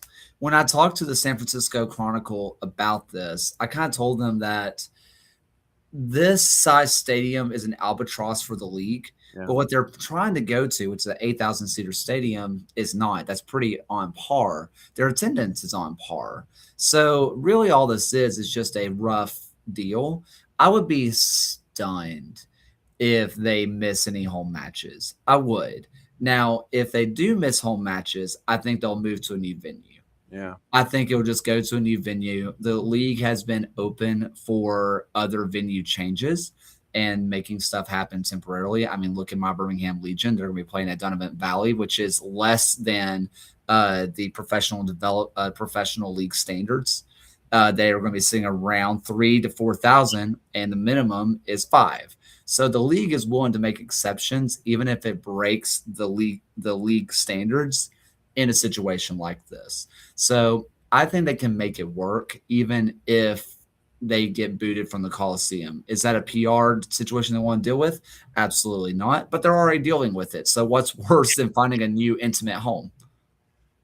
From what I understand, the lease agreement that they signed, and you mentioned most of it, it's basically where they just get tickets. They don't right. Get any of the other opportunities to sell ad boards or hoardings or anything, any kind of representation, any kind of sales or anything like that within the stadium itself. And then you mentioned the other revenue. The city gets all of that revenue. The Oakland Alameda County group, JPA, gets that, and they have to cap it according to what the Roots said publicly. They have to cap it at 7,000 in attendance. Yes. And they had a match with Sacramento that was here as one of the remaining home matches, and they could have anticipated a big crowd from coming down to see the Republic and the Roots, but they had to cap it at 7 because of the added cost of getting to that next level of attendance figures and security and concessions and all that kind of stuff. They were making their payments early last year. Yep. Everything seemed to be fine. But this year, they seem to be stuck in the mud for one reason or another. Do we know why momentum hit a brick wall going from last year to this year? Do we know at all? A little bit of momentum. And I think there's a couple of things that were noted where they lost 5 games, like 5 weeks of revenue because of Major League Cricket, which is a cool experience. But that is 5 weeks of no money. Yeah. Even if you're the most tight budget, if you went 5 weeks without being paid, you're probably missing on a payment or two on something, right? Yeah. stuff like that has happened constantly with the Roots in the situation where concert here, international match here. Now you get Major League Cricket. So they've just kind of been booted for numerous reasons. And they've said that they are committed to paying the debt, that they're not going to leave any debts on the table, that they're going to make right because they care about that kind of stuff. Granted, they also have to say that. They can't say, nah, we're good. Yeah. But even so, that seems like what it is. It's more of a little bit of a rut that's kind of caused by the situation, which is, hey, we are getting booted out of here. And if we get booted out of here, we have no money. So what money do you want us to pay? I think they even mentioned during the meeting, the open meeting, of if we don't play matches, we can't pay the money. Yeah. So yes, you want $200,000 per game, but the only way you'll get your $200,000 is if we play the game. Right. So it feels like a lot of posturing and chicken and like playing a game of chicken where they'll eventually come to some agreement, but it's just a messy situation all around. Yep. And you mentioned Legion. I have not heard about this. What is this with Legion and Donovan Valley? They're moving. So they were already planning to play their match versus Rhode Island at Donovan Valley because they had a match that was going to be moved because Usher and Chris Brown were playing in the stadium. Well, that match got rained out because Legion have, I don't know, made God mad and they are not allowed to play matches anymore. And so they have now rescheduled 2 matches upcoming. Charleston and one other one I can't remember off the top of my head right now are going to be playing 2 matches at Donovan Valley, which are going to be capped. The number the club said was anywhere from 3,000 to 3,500. So it's going to be smaller than the professional standards allow, but they have a waiver that is signed off on it. It's fine. I went out there before the match got canceled versus Rhode Island. The venue looked amazing. I think fans are really going to enjoy it. And some people were a little upset because one's a midweek match and the other one is the Auburn's home opener. But I also would counter with the fact that isn't that the perfect time to go to a smaller stadium? Would you really want to be a protective stadium with Auburn's home opener? I wouldn't. So why not go to the smaller venue and be a little bit more intimate? Is it a possible soft launching of this being the site going forward? I wouldn't count against it, but that's coming from no sources within the club. That's just personal conjecture. Yep. Shelby County Reporter article from Andrew Simonson has the September 12 match and the September 16 match there. September 12 is against the Battery at 6, and that's still going to be Hispanic Heritage Night. Match was previously scheduled for Sunday, September 13th at Protective. Move was made due to UAB's home opener against Louisiana Monroe, which is set for the 12th at 2:30. Keeping the game at Protective would give the grounds crew 24 hours to flip the field for soccer. The match on the 16th is the rescheduled date for the New Mexico United match, and that one is at 7:30. They tried to play July 24 and 25, but you mentioned how Mother Nature hates you, and that's why you're out at Donovan Valley. For those that do not know, it is listed as, soccer in Shelby County. Where is Donovan Valley Fields, and where does it play within the Birmingham purview of, okay, you can go here and watch matches? Where is it within the city, and what does it do when it's not the de facto home for these 2 dates for Legion? I'm just going to tell you, there's a drum line playing in the background.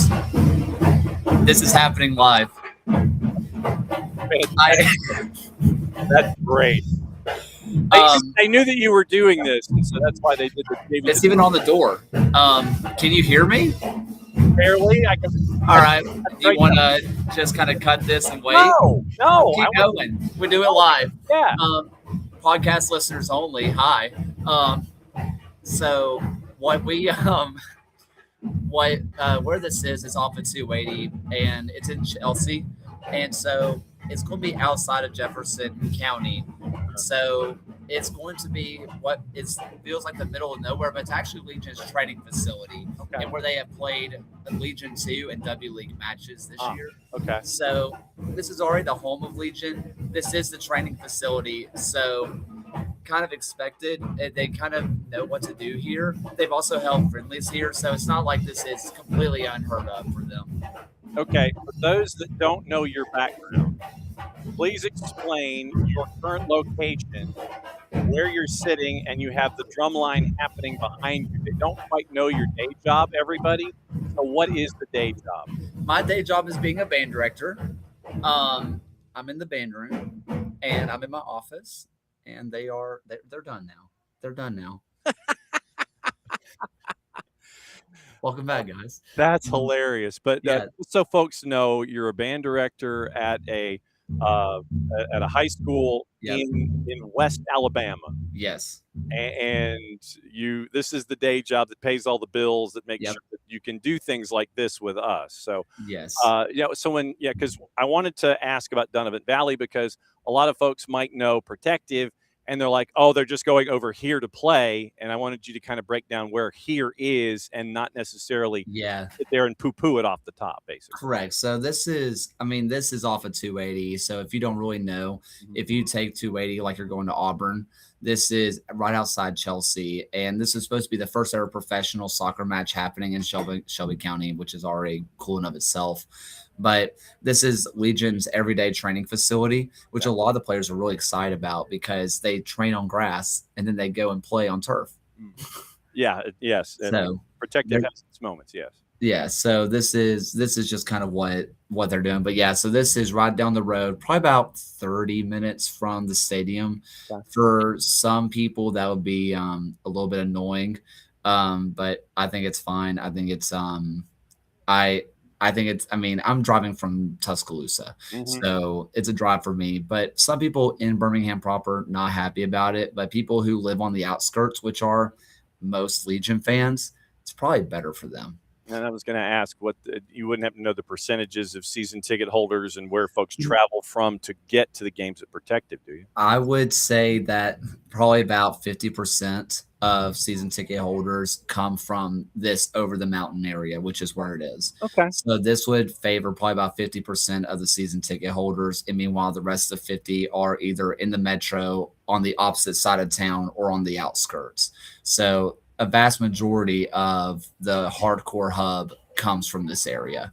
Okay. Our resident band director, Kaylor Hodges, at the USL show, hanging out with us to do the month that was and the month that is. We haven't even had the chance to talk about Chicharito and Atletico Dallas yet. What's been the feedback there? I mean, there's a lot of conversation for me, which is this the biggest signing in league history? Where you can look at Joe Cole joining the league, and that's big, but Joe Cole doesn't have the same regional impact as a Chicharito to Texas. You could look at Didier Drogba, who is undoubtedly a better player than Chicharito. Yeah. But when you consider the Mexican population within Texas, within the United States, who would make them more excited, Didier Drogba or Chicharito? Yeah, I think it's Chicharito. The only other one that I can think of in terms of getting people in seats and people buy jerseys, Cristo Fernandez, Danny Rojas. Yeah, it could be. Yeah. I mean, when you consider the widespread popularity of Ted Lasso, I think it's Chicharito and Danny Rojas. Wow. I think those are your two biggest signings, and one of those I think will play more than the other. Yeah. I think this would be closer to a Didier Drogba type move, where maybe he'll play 10 matches in a year, be really, really good, and then just enjoy life being basically retired. I think that's what this is. I doubt he'll play many minutes, but even so, they're going to the Cotton Bowl. Them and the Trinity are now combined as one organization. They're bringing in Chicharito. All the momentum is going right for them right now, and this is definitely the right way to start it off. Yeah, I do want to talk Super League, and we'll talk about that in a bit. Eastern Conference and the championship, Rowdies 8 points clear. And then after that, you've got Charleston, who Phoenix came in and picked up some firepower on a signing, and they get to add that to their mix out in the Western Conference. But you go a couple down, you maybe, if you want to use, say, Lou City at 4 at 28 points. You've got 6 teams, 7 points. Hartford Athletic right now 9th below the bar. So the 4 to 8 battle or the 4 through 9 battle seems to be where it is right now. Yeah, for sure. And for me, I think you see a clear gap between 1 and 2 and the rest. Mm-hmm. Even if you don't look at points, Detroit City is fantastic. But if I'm talking power rankings, it's Tampa Bay, Charleston. Mm-hmm. That's my quote unquote power rankings. Detroit City, I wouldn't want to go to Keyworth. No. Don't get me wrong. And they actually are scoring goals. They are actually scoring. They're defending well because that's what they do. Those are kind of my 3, but I still think it's the Battery. Even though Detroit City can go above the Battery with the game in hand, if I'm asking who do I trust more right now in a do or die game, it's still Charleston. After that, you're looking at Lou City, who they are quite literally as patchy as it gets. Win, loss, draw. Yep. Could not get any more patchy than that. You get Pittsburgh, who looks good. They look really good. And then they lose to Jacksonville. So who are they? So there's that. Rhode Island, they have games in hand that can send them really high up, but I don't see consistency. But maybe this win versus Colorado Springs is what can do it, because Colorado Springs and what they're doing this year is really good, especially lately. Yep. Miami, I mean, when you have Lukosha and Eloy Room in there, it's going to be enough to win you a match. And maybe that's enough in a pretty bad Eastern Conference. All you have to do is win a few more matches down the way. Indy, they're unique. They have a lot of games in hand. They can fly up the standings, but they have shown no signs of doing so because they are lossless and forever. Wow. Hartford, they have Siaha, which I think alone does a lot. I think they can ride him just like Miami with Eloy Room. Mm-hmm. Loudon, they're showing signs of life. Birmingham, here's what I'll say about Birmingham. They haven't played Brooklyn Sporting Jacks yet at all. Okay. So they have a combined 4 matches against the 2 worst teams in the league, and they have games in hand. If that gives you hope that they can make up 12 points and get back into this thing, maybe. Do I have that hope? Not fully, but that is what it is. And then Brooklyn and Jacksonville, they played this year. Yes, they have, and they are. The Western Conference continues to be off the rails ridiculous. I mean, you can cut the top 8 in half if you want. You can go 1 through 4, or you can go 4 through 9. You could go 3 through 9, and you've got 7 teams separated by 5 points if you go 3 through 9. It's chaos personified in the West, which is great for folks like us to talk about. But for them, it's chaos personified. Well, you mentioned Phoenix. I want to start at the bottom here because they do end up picking up Juan David Torres from Charleston on loan, where he was in Peru playing in the top tier, had an almost $500,000 transfer fee, an optional transfer fee tied to him. Wow. Did not materialize. They sent him back out on loan. I doubt Phoenix has that same $500,000 option to buy, but even so, is that going to be what gets the goal scoring happen? Because they're creating chances.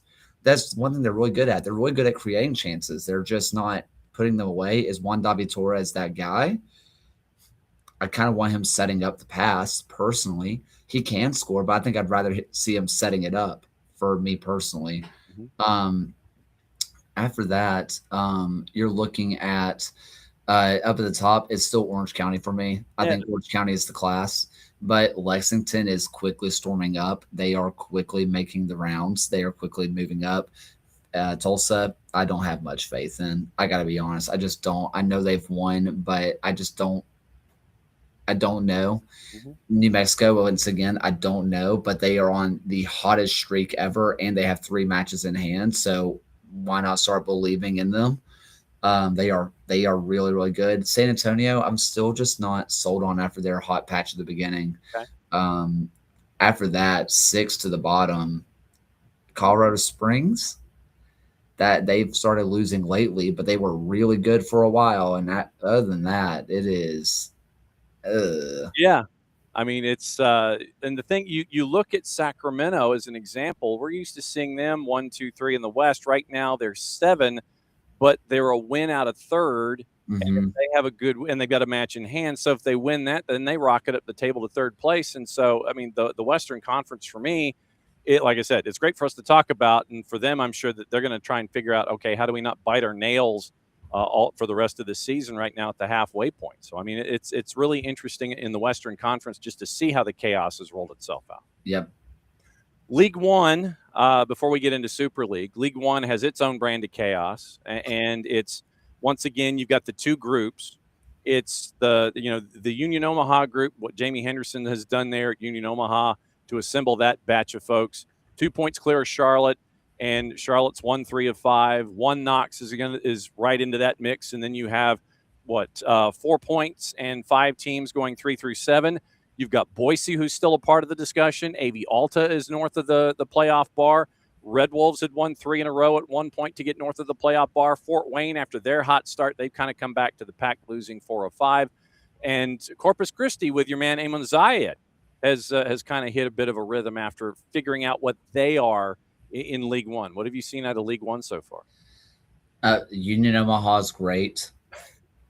Charlotte's great. Yeah. Those are my top 2. You can also look at One Knox and put that in that same category. But the best team in the league, probably Forward Madison. Wow. Okay. If you haven't watched them, they have really turned it on. Really turned it on. They have changed formations. They've revamped everything. Gebhardt is the only returning member of an 22-man squad. One person came back from last year, and you could tell at the beginning of the year, and now they are red hot. This Forward Madison team is legit. Pay attention to that. Charlotte, they are patchy, but when they are on, they're on.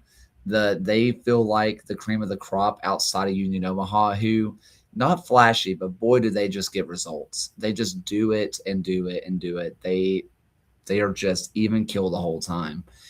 After that, Corpus Christi is making a surge. Mm-hmm. They are stabilizing. I think that there's talent there. I think it can work. Chattanooga has the defense to really play and make their way through. Plus, they have 17 matches played. They have 5 games in hand over AV Alta. If they get results, they're climbing up this board. Mm-hmm. After that, after Corpus Christi, Fort Wayne, I think 11 and under at this point. Portland, Naples, Westchester, Greenville, Sarasota, Richmond, New York. I think it's over. Okay. I think they're done. Okay. I think you're realistically looking at 10 and up and who's fighting for what position. I think the top 4 are basically locked. I think it's going to be Union Omaha, Charlotte, One Knox, Forward Madison. Mm-hmm. And then it's going to be everybody else fighting for the last 4. Who's it going to be? Pick your favorite because no one knows. I think for me, I would go Boise, Spokane, Chattanooga, and Fort Wayne. AV Alta are really good. I think they've gotten right. However, they have played so many matches ahead of everybody else. I think by the time the games in hand happen, that they're going to fall down the pecking order, and they kind of left it a little late. And Super League kicks off this weekend for the fall grid. And for those that might have missed the championship game, I would say that your required viewing, if you're going to check out the Super League, is to go back and watch the final. Yes. And what that meant to the Super League, you look at Carolina and Lexington, I would say safely that they are 1 and 2 heading in. And when you look at this group heading into the fall season, Lexington, Carolina, Sporting Jacks has done well, Dallas Trinity, Tampa Bay, DC, Brooklyn, and Fort Lauderdale. You got to see, once again, we've been talking about groups, and you saw just how crowded it was at the top in the Super League in the season that just passed. Are you anticipating that same kind of chaos where we get to have fun times talking about it and everybody else is banging their heads against the wall about how tight it's going to be?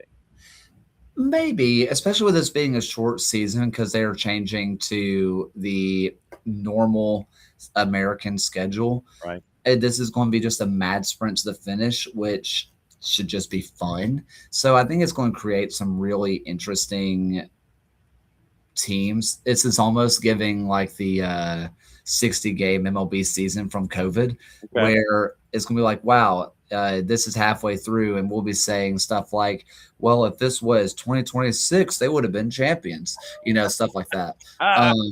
But I think so. You look at Lexington, they're coming back, and they have retooled, and they have brought in Perry from Juventus, who is so good. They brought in Campbell, who is really, really good. She is coming in from Gotham, where she was fantastic, especially out at Stanford. Yep. You're looking at Sporting Jacks, who, if you didn't watch, they took it to Wrexham. In Wrexham. They did. 5-0. Absolutely killed them. Where they've brought in Fontenot, who is going to be slotting in a right wing back, a place where they were good last year, but Smekrud was really good, but not quite Fontenot. You end up, and then you have AJ Hennessy, who's going to be kind of falling down the pecking order. That's a really good squad.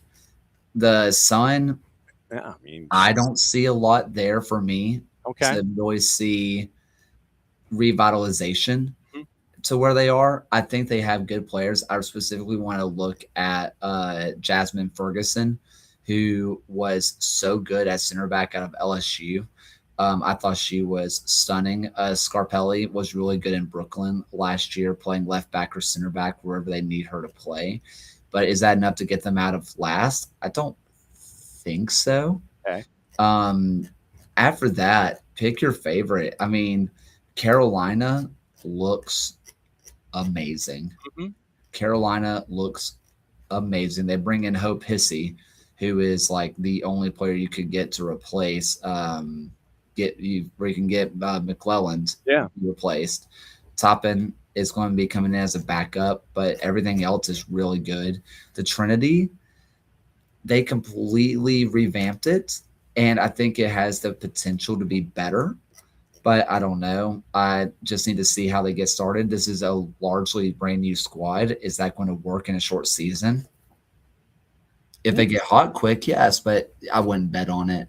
DC Powers brought in some good players, specifically Tyler Lucy coming in, which should be really fun to see on that right wing. I would probably say that my top right now is Lexington, Carolina, Sporting Jacks. I know that's boring, but after that, I don't really know. But those will be my top three, and everybody else is fighting for the final spot. All right. And so since the live show was last night for the USL show, folks need to go back and listen to it and or watch. What else is going on with the USL show? Not too much. We got a bunch of stuff coming with kit season right now. They do a bunch of interviews. They've had a lot of great interviews lately on how kits are made, how they're designed, how they pick certain materials, and then just giving them ratings, talking about the fashion of football. So it's a ton of good stuff. Our friends at the USL show, so John Morrissey's putting out amazing things for USL Tactics. Alex Ashton's putting out fantastic work on League One Updater. Ryan Allen has his own USL kind of betting thing, which is not really if you want to get into betting, but he also kind of talks about why certain lines are the way that they are, and if you were to see them, why they're edging that way, which I think is really interesting and really fascinating along the way. And Phil is finally getting back and up and running again, so which is always good to have him back around. So the people at the USL show are just putting out amazing content. It's very, very cool. As always, I can't thank you enough for hanging out at Kaylor Hodges on the 280-character app. And we fought through a drum line to get this We did. And that was fantastic. Good to see you, my friend. And you know that if there's anything, if news breaks, we're here to fix it, and just jump in at any time. And especially if you're going to get in trouble with the teachers and everything like that, you might need to have somebody cover your class. It's always great to see you. We'll see you soon. See you. Kaylor Hodges from the USL show, covering everything the USL, and there's a lot to get into there. And Dell, feel free to continue to make fun, even if he's not here, because then he can't respond to you until after 3 o'clock local time when school is out. Hydration break brought to us by our friends at local Vine Beer, Wine, and Liquor stores from the Kaiser Permanente studios.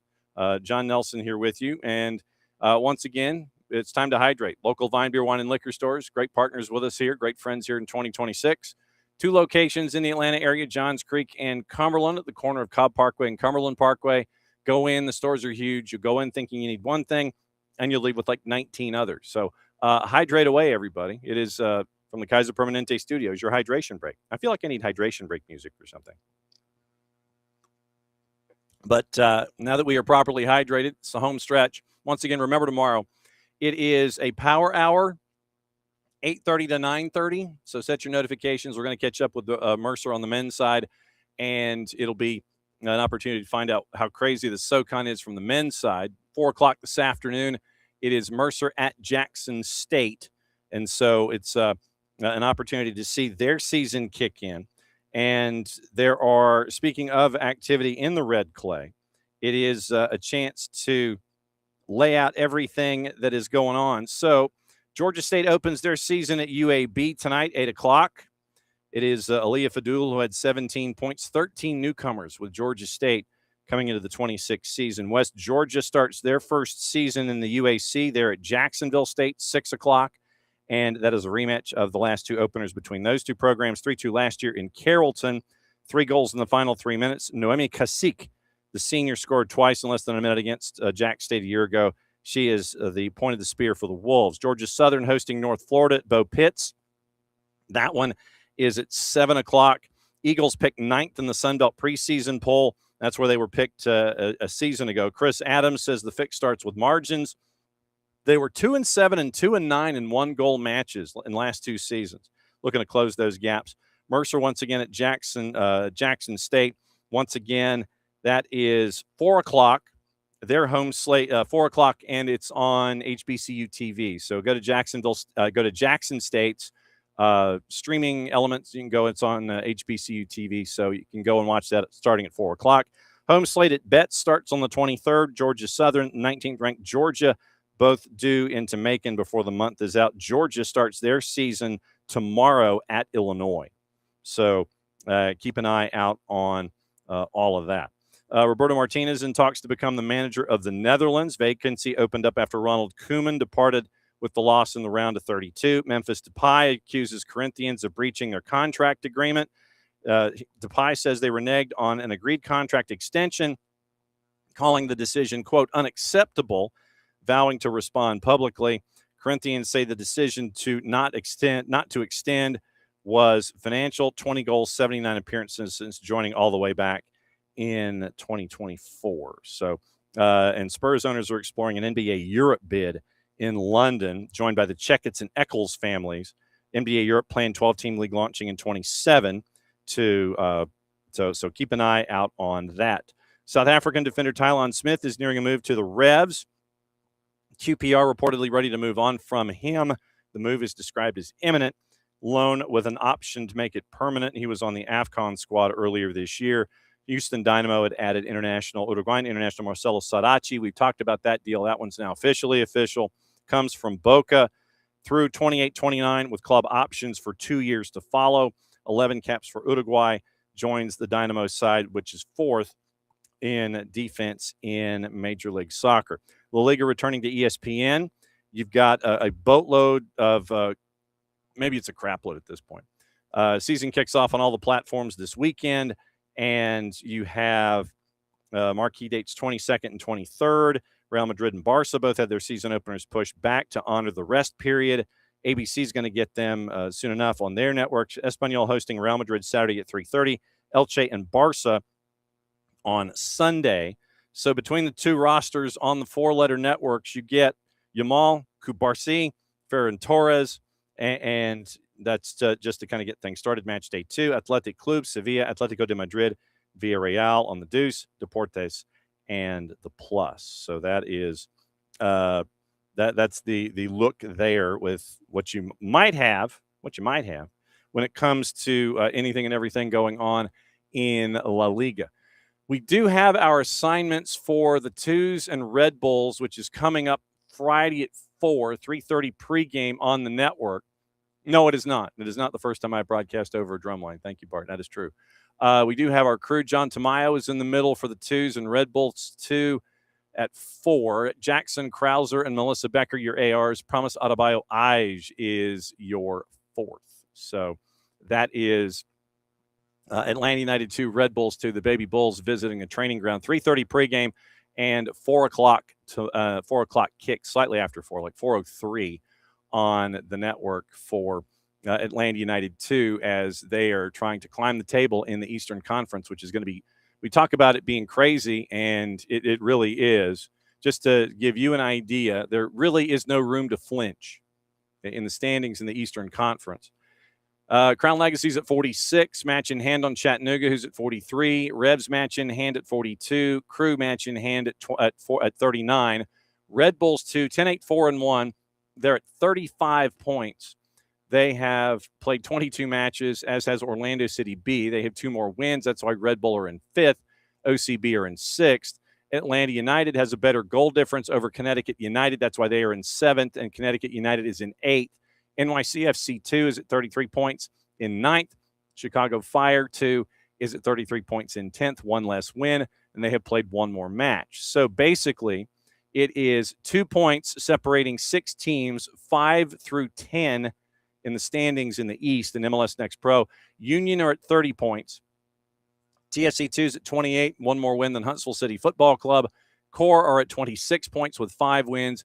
FC Cincinnati 2 is at 16 points, and they are in 15th. And Inter Miami CF2 has been eliminated from any kind of postseason consideration officially. I think this is the earliest I can recall a team being eliminated from a postseason consideration. 8 points, 20 matches played, 115, 4-1. They have given up 49 goals in 20 matches. So that's basically 2.5 goals a match. And they have scored 16 so far on the season. So that's the Eastern Conference. Friday rush hour at the Children's Healthcare of Atlanta training ground. If you want to go, check and see if there are tickets. The tickets are free, but you've got to go through Ticketmaster to get them. And you also have to adhere to the Mercedes-Benz Stadium clear bag policy when you come in the door at the Children's Healthcare of Atlanta training ground. So all the home matches are at Children's Healthcare for the remainder of this season. So, like I said, free. Go to Ticketmaster, download your ticket. But remember, your bag has to satisfy the Mercedes-Benz Stadium clear bag protocols if you're bringing stuff in. And it'll be a big matchup in the Eastern Conference. They all are, frankly, between now and the run-in. So that's the run down for the run in, at least this week, when it comes to the Eastern Conference. News out of the Hall of Fame, and this came out yesterday, and I'm trying to find it because the semifinalists are out, and I'm trying to figure out where it was when I saw it. Where is it? I'm going to check which email it was where I saw it yesterday. So, are you here? Are you here? Maybe you're here. Where is it? Not having to do with Lineker Rodriguez. Where is that particular email? Because it listed the semifinalists in the 27 listing for the National Soccer Hall of Fame. And so, of course, now that I want to find it, I can't find it. Oh, where's my emails from McGrory? So hang on. Where are oh, that's not nice. Okay, so let me see if I can find it. So all right, so I have to type quickly here and try and figure out where they are. It's like I got it in an email. So the National Soccer Hall of Fame sent the email yesterday. And, okay, the semifinalists for the veteran and the builder ballots are out. So the veteran and the builder ballots, class of 27, player ballot is considering players who've been retired for at least 3 years, but no more than 10 is in the screening process. They released all eligible candidates back in July. Veteran ballot is the path to the Hall of Fame for players who've been retired for more than 10 full calendar years. Builder ballot is the path of the Hall of Fame for individuals who contribute to the sport in a non-playing capacity.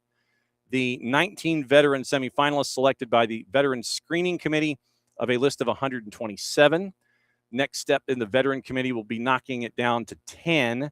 24-person Veteran Voting Committee determines who gets inducted. Finalist receiving the most votes gets elected. Second finalist may also be elected if they receive 75% of the vote. So veteran ballot semifinalists.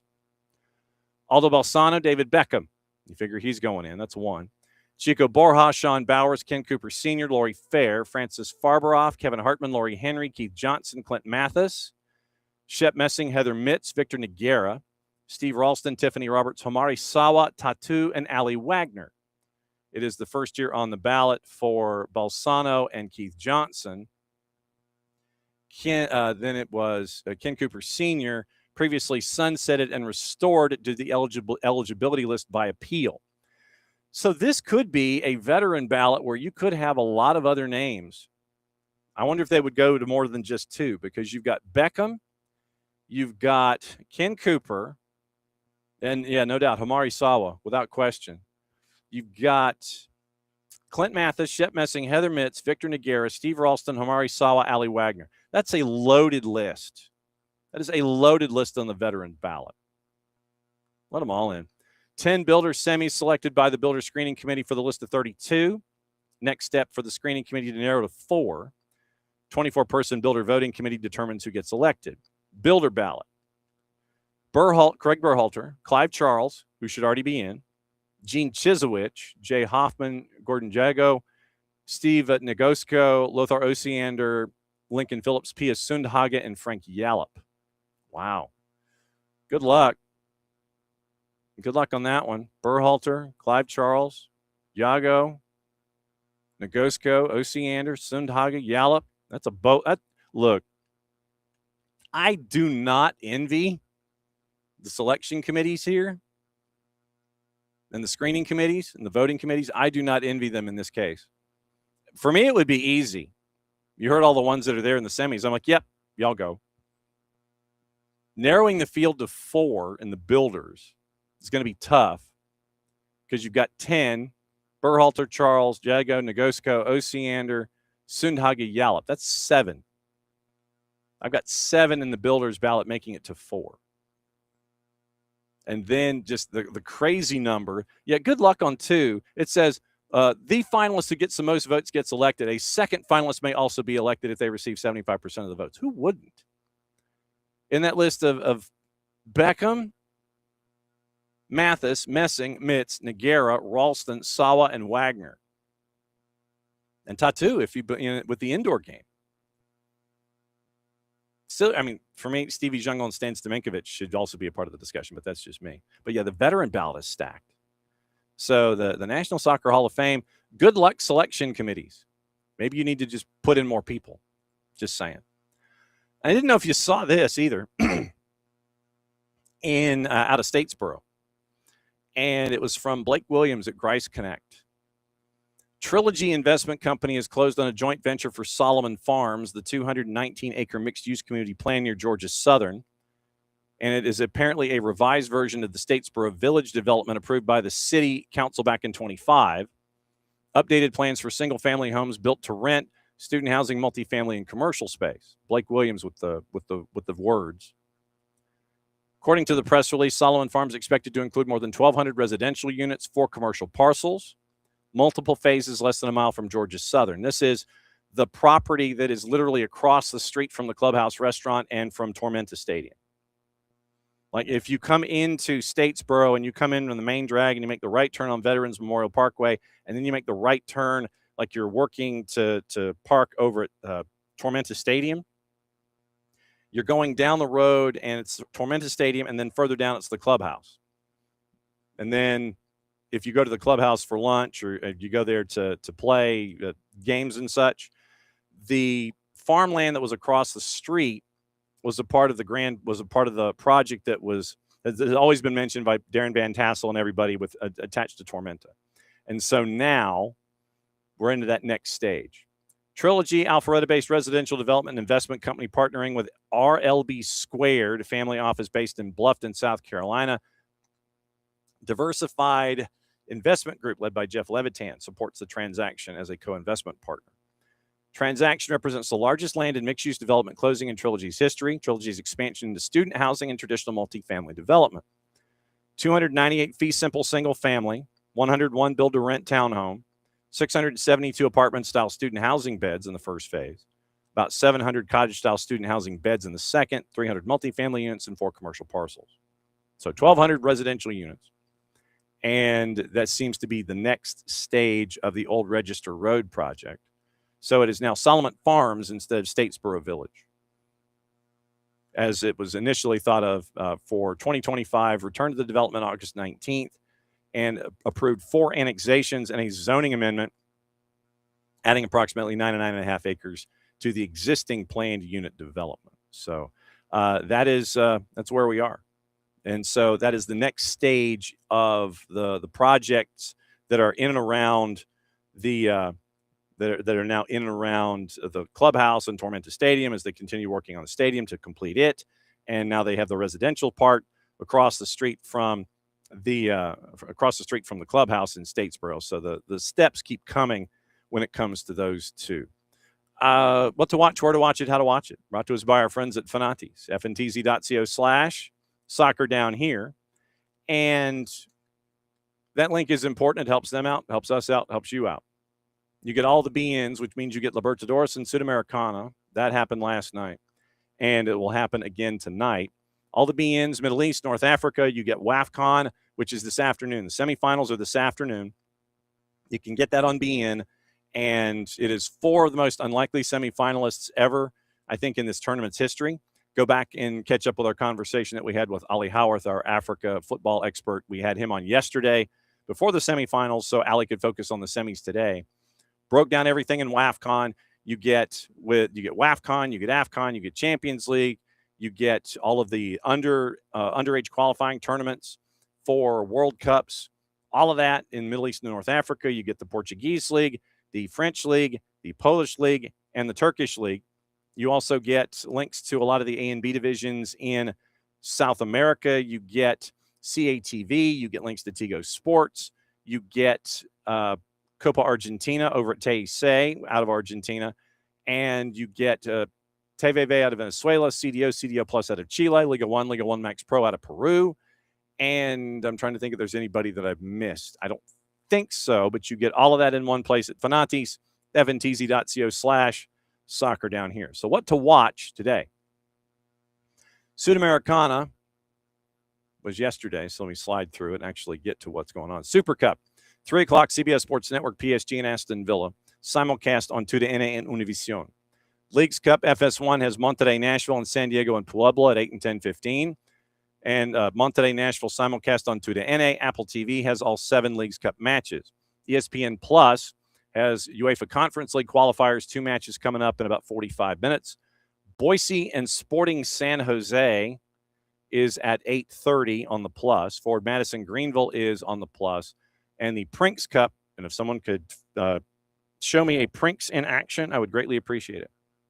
4 matches in Prinks Cup tonight, 2 at 7, 1 at 8:30, 1 at 9. Huntsville City and Crown Legacies at 8. One Football, MLSNextPro.com, and the Major League Soccer YouTube channel.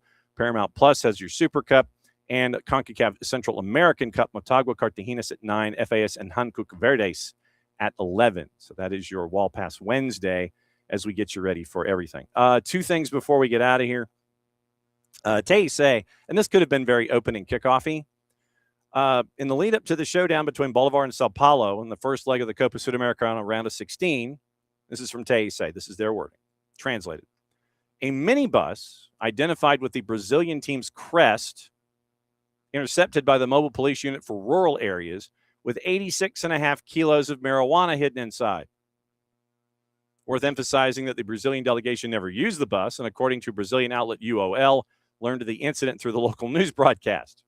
Operation took place in the Cochabamba area inside the vehicle, which belonged to the Buses Cosmos company, hired by the Sao Paulo side to handle logistics during their stay in the country. Agents found 4 bags containing the drug. 3 drivers responsible for the minibus, which was heading to Santa Cruz de la Sierra, the city where the team was staying, were detained. So, just make sure that's that was crazy to see that one run through. Pro is releasing their assignments of all the leagues. We do not officially have a release on anything involving Major League Soccer yet. So when that does come out, then we will let you know what it looks like in the middle for Atlanta United and for Major League Soccer this weekend. But once again, remember tomorrow, Power Hour, 8:30 to 9:30. We'll have your complete recap of Leagues Cup. We'll get you caught up with Mercer on the men's side. 10 o'clock tomorrow morning, it's going to be the media match, HLUTD.com/live. Mike and Jason upstairs. I'll be downstairs. And we'll be making fun of media members trying to play soccer. So it's always fun as they're going to be going up against, I don't know whom specifically from the front office, but we've seen Lewis Sharp in the past. We've seen Chris Henderson in the past. So we'll see what it looks like tomorrow with the media match. And like I said, we'll have fun staring at people, and we'll see if Maddie takes anybody out. So we'll see what that we'll see what that looks like tomorrow for the media match at 10 o'clock, 8:30 to 9:30 Power Hour, 10 o'clock media match, and then the day is off and running from there. And then Ricky had brought something into the chat, and this might be required reading.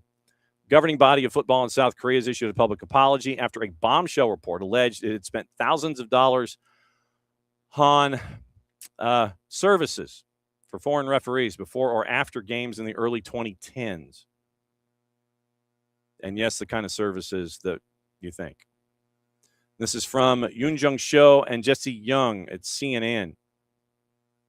The government's Ministry of Culture, Sport, and Tourism first issued the report in 2016 after investigating corruption in the Korean Football Association. Wasn't made public until last week, 10 years later, when South Korean channel CNN affiliate JTBC obtained the report and published the damning details. 10 years old. The report, which CNN has since obtained from lawmaker Jin Sun-mi's office, found the KFA paid for a certain kind of entertainment at massage parlors on at least 8 occasions from 2011 to 2012 for foreign refs and football officials visiting South Korea. 3 of the matches involved were qualifiers for World Cup and Olympic Games. Statement published on the website Saturday, KFA said it, quote, deeply apologizes for the concern caused by various issues, ranging from a parliamentary hearing and a search and seizure operation to media reports about events from over a decade ago that many members of the association were unaware of, end quote. Added such inappropriate conduct or misuse of corporate cards are absolutely not occurring at present. One example listed in the government report, the national team played Oman September 21st of 2011, trying to find a spot in the 2012 London Olympics. Early hours of the following morning, 4 referees who officiated the match allegedly taking to a business by the KFA, which spent $536. When KFA employees filed the expense report afterward, they reportedly lied, claiming the cost had been for post-match drinking. Similar excursion occurred February 29, 2012, before South Korea played Kuwait in a qualifying match for Brazil. Then again, a referee assessor, March 14, 2012. South Korea was playing Qatar in another Olympic qualifier. In total, KFA spent nearly about $3,950 on certain kinds of entertainment in that 1-year period. Many of these times, KFA employees allegedly filed false expense reports, chalking up the charges to meals, drinks, or standard massages. So that's the first half. So I will leave the rest of that article to the rest of you for your reading, if you should see fit in the future. I'm trying to check my list and see if I've forgotten anything. So we got that. I think, let me run through the papers really quickly and see if we've missed anything. Otherwise, we'll be back at it again at 8:30 tomorrow morning. And we will sit there and we'll blow through what happened with Leagues Cup, and we'll get you ready for the media match tomorrow. So trying to see if I have missed anything, and we'll go from there. All right. That's it for today. And then we'll come back again tomorrow. Once again, 8:30 Power Hour, 8:30 to 9:30. And then the media matches at 10 o'clock. Friday, we'll be guesting, I believe, from our friends from both Beyond Goals and from Apple TV. Get you ready for the weekend. And it's going to be the Friday free-for-all anyway. So whoever shows up, and we'll talk stuff. Thanks to everybody who joined in this morning. As always, it's great to have all of you here. Don't forget, even if you don't know what you're doing like me, join in Dell's Premier League Fantasy, because we all are. And Morning Lokeville, by the way. So I'm trying to see if there's anybody else that I might have missed that was just on the YouTubes watching. But I think we got everybody this morning. So Nix and Rich and David and Abby and Ricky and obviously Lokeville. Rich Ransom is in this morning. Abby, David. I'm scanning quickly. Let's see. There's Nix. There's Abby. There's me. Bart back from vacation, just hanging out in the office. And I believe that is going to do it. I think we're there. Okay. So back at it again. Once again, thanks to everybody and thanks to y'all for doing everything that you are here with all of us. So since we'll be back here in a little less than 22 hours, Mucho Platiel, play it safe. End of the show. That means I get to do this. Back at it again, 8:30 tomorrow morning. So it's a little less than 21 hours before we're back for a power hour tomorrow to get you ready for your Thursday. A lot of Leagues Cup, Mercer Men. We'll have that for you tomorrow morning from Children's Healthcare Atlanta Training Ground. Mucho Platiel, play it safe. End of the show. That means I get to do this. Bye. Or hit the right button.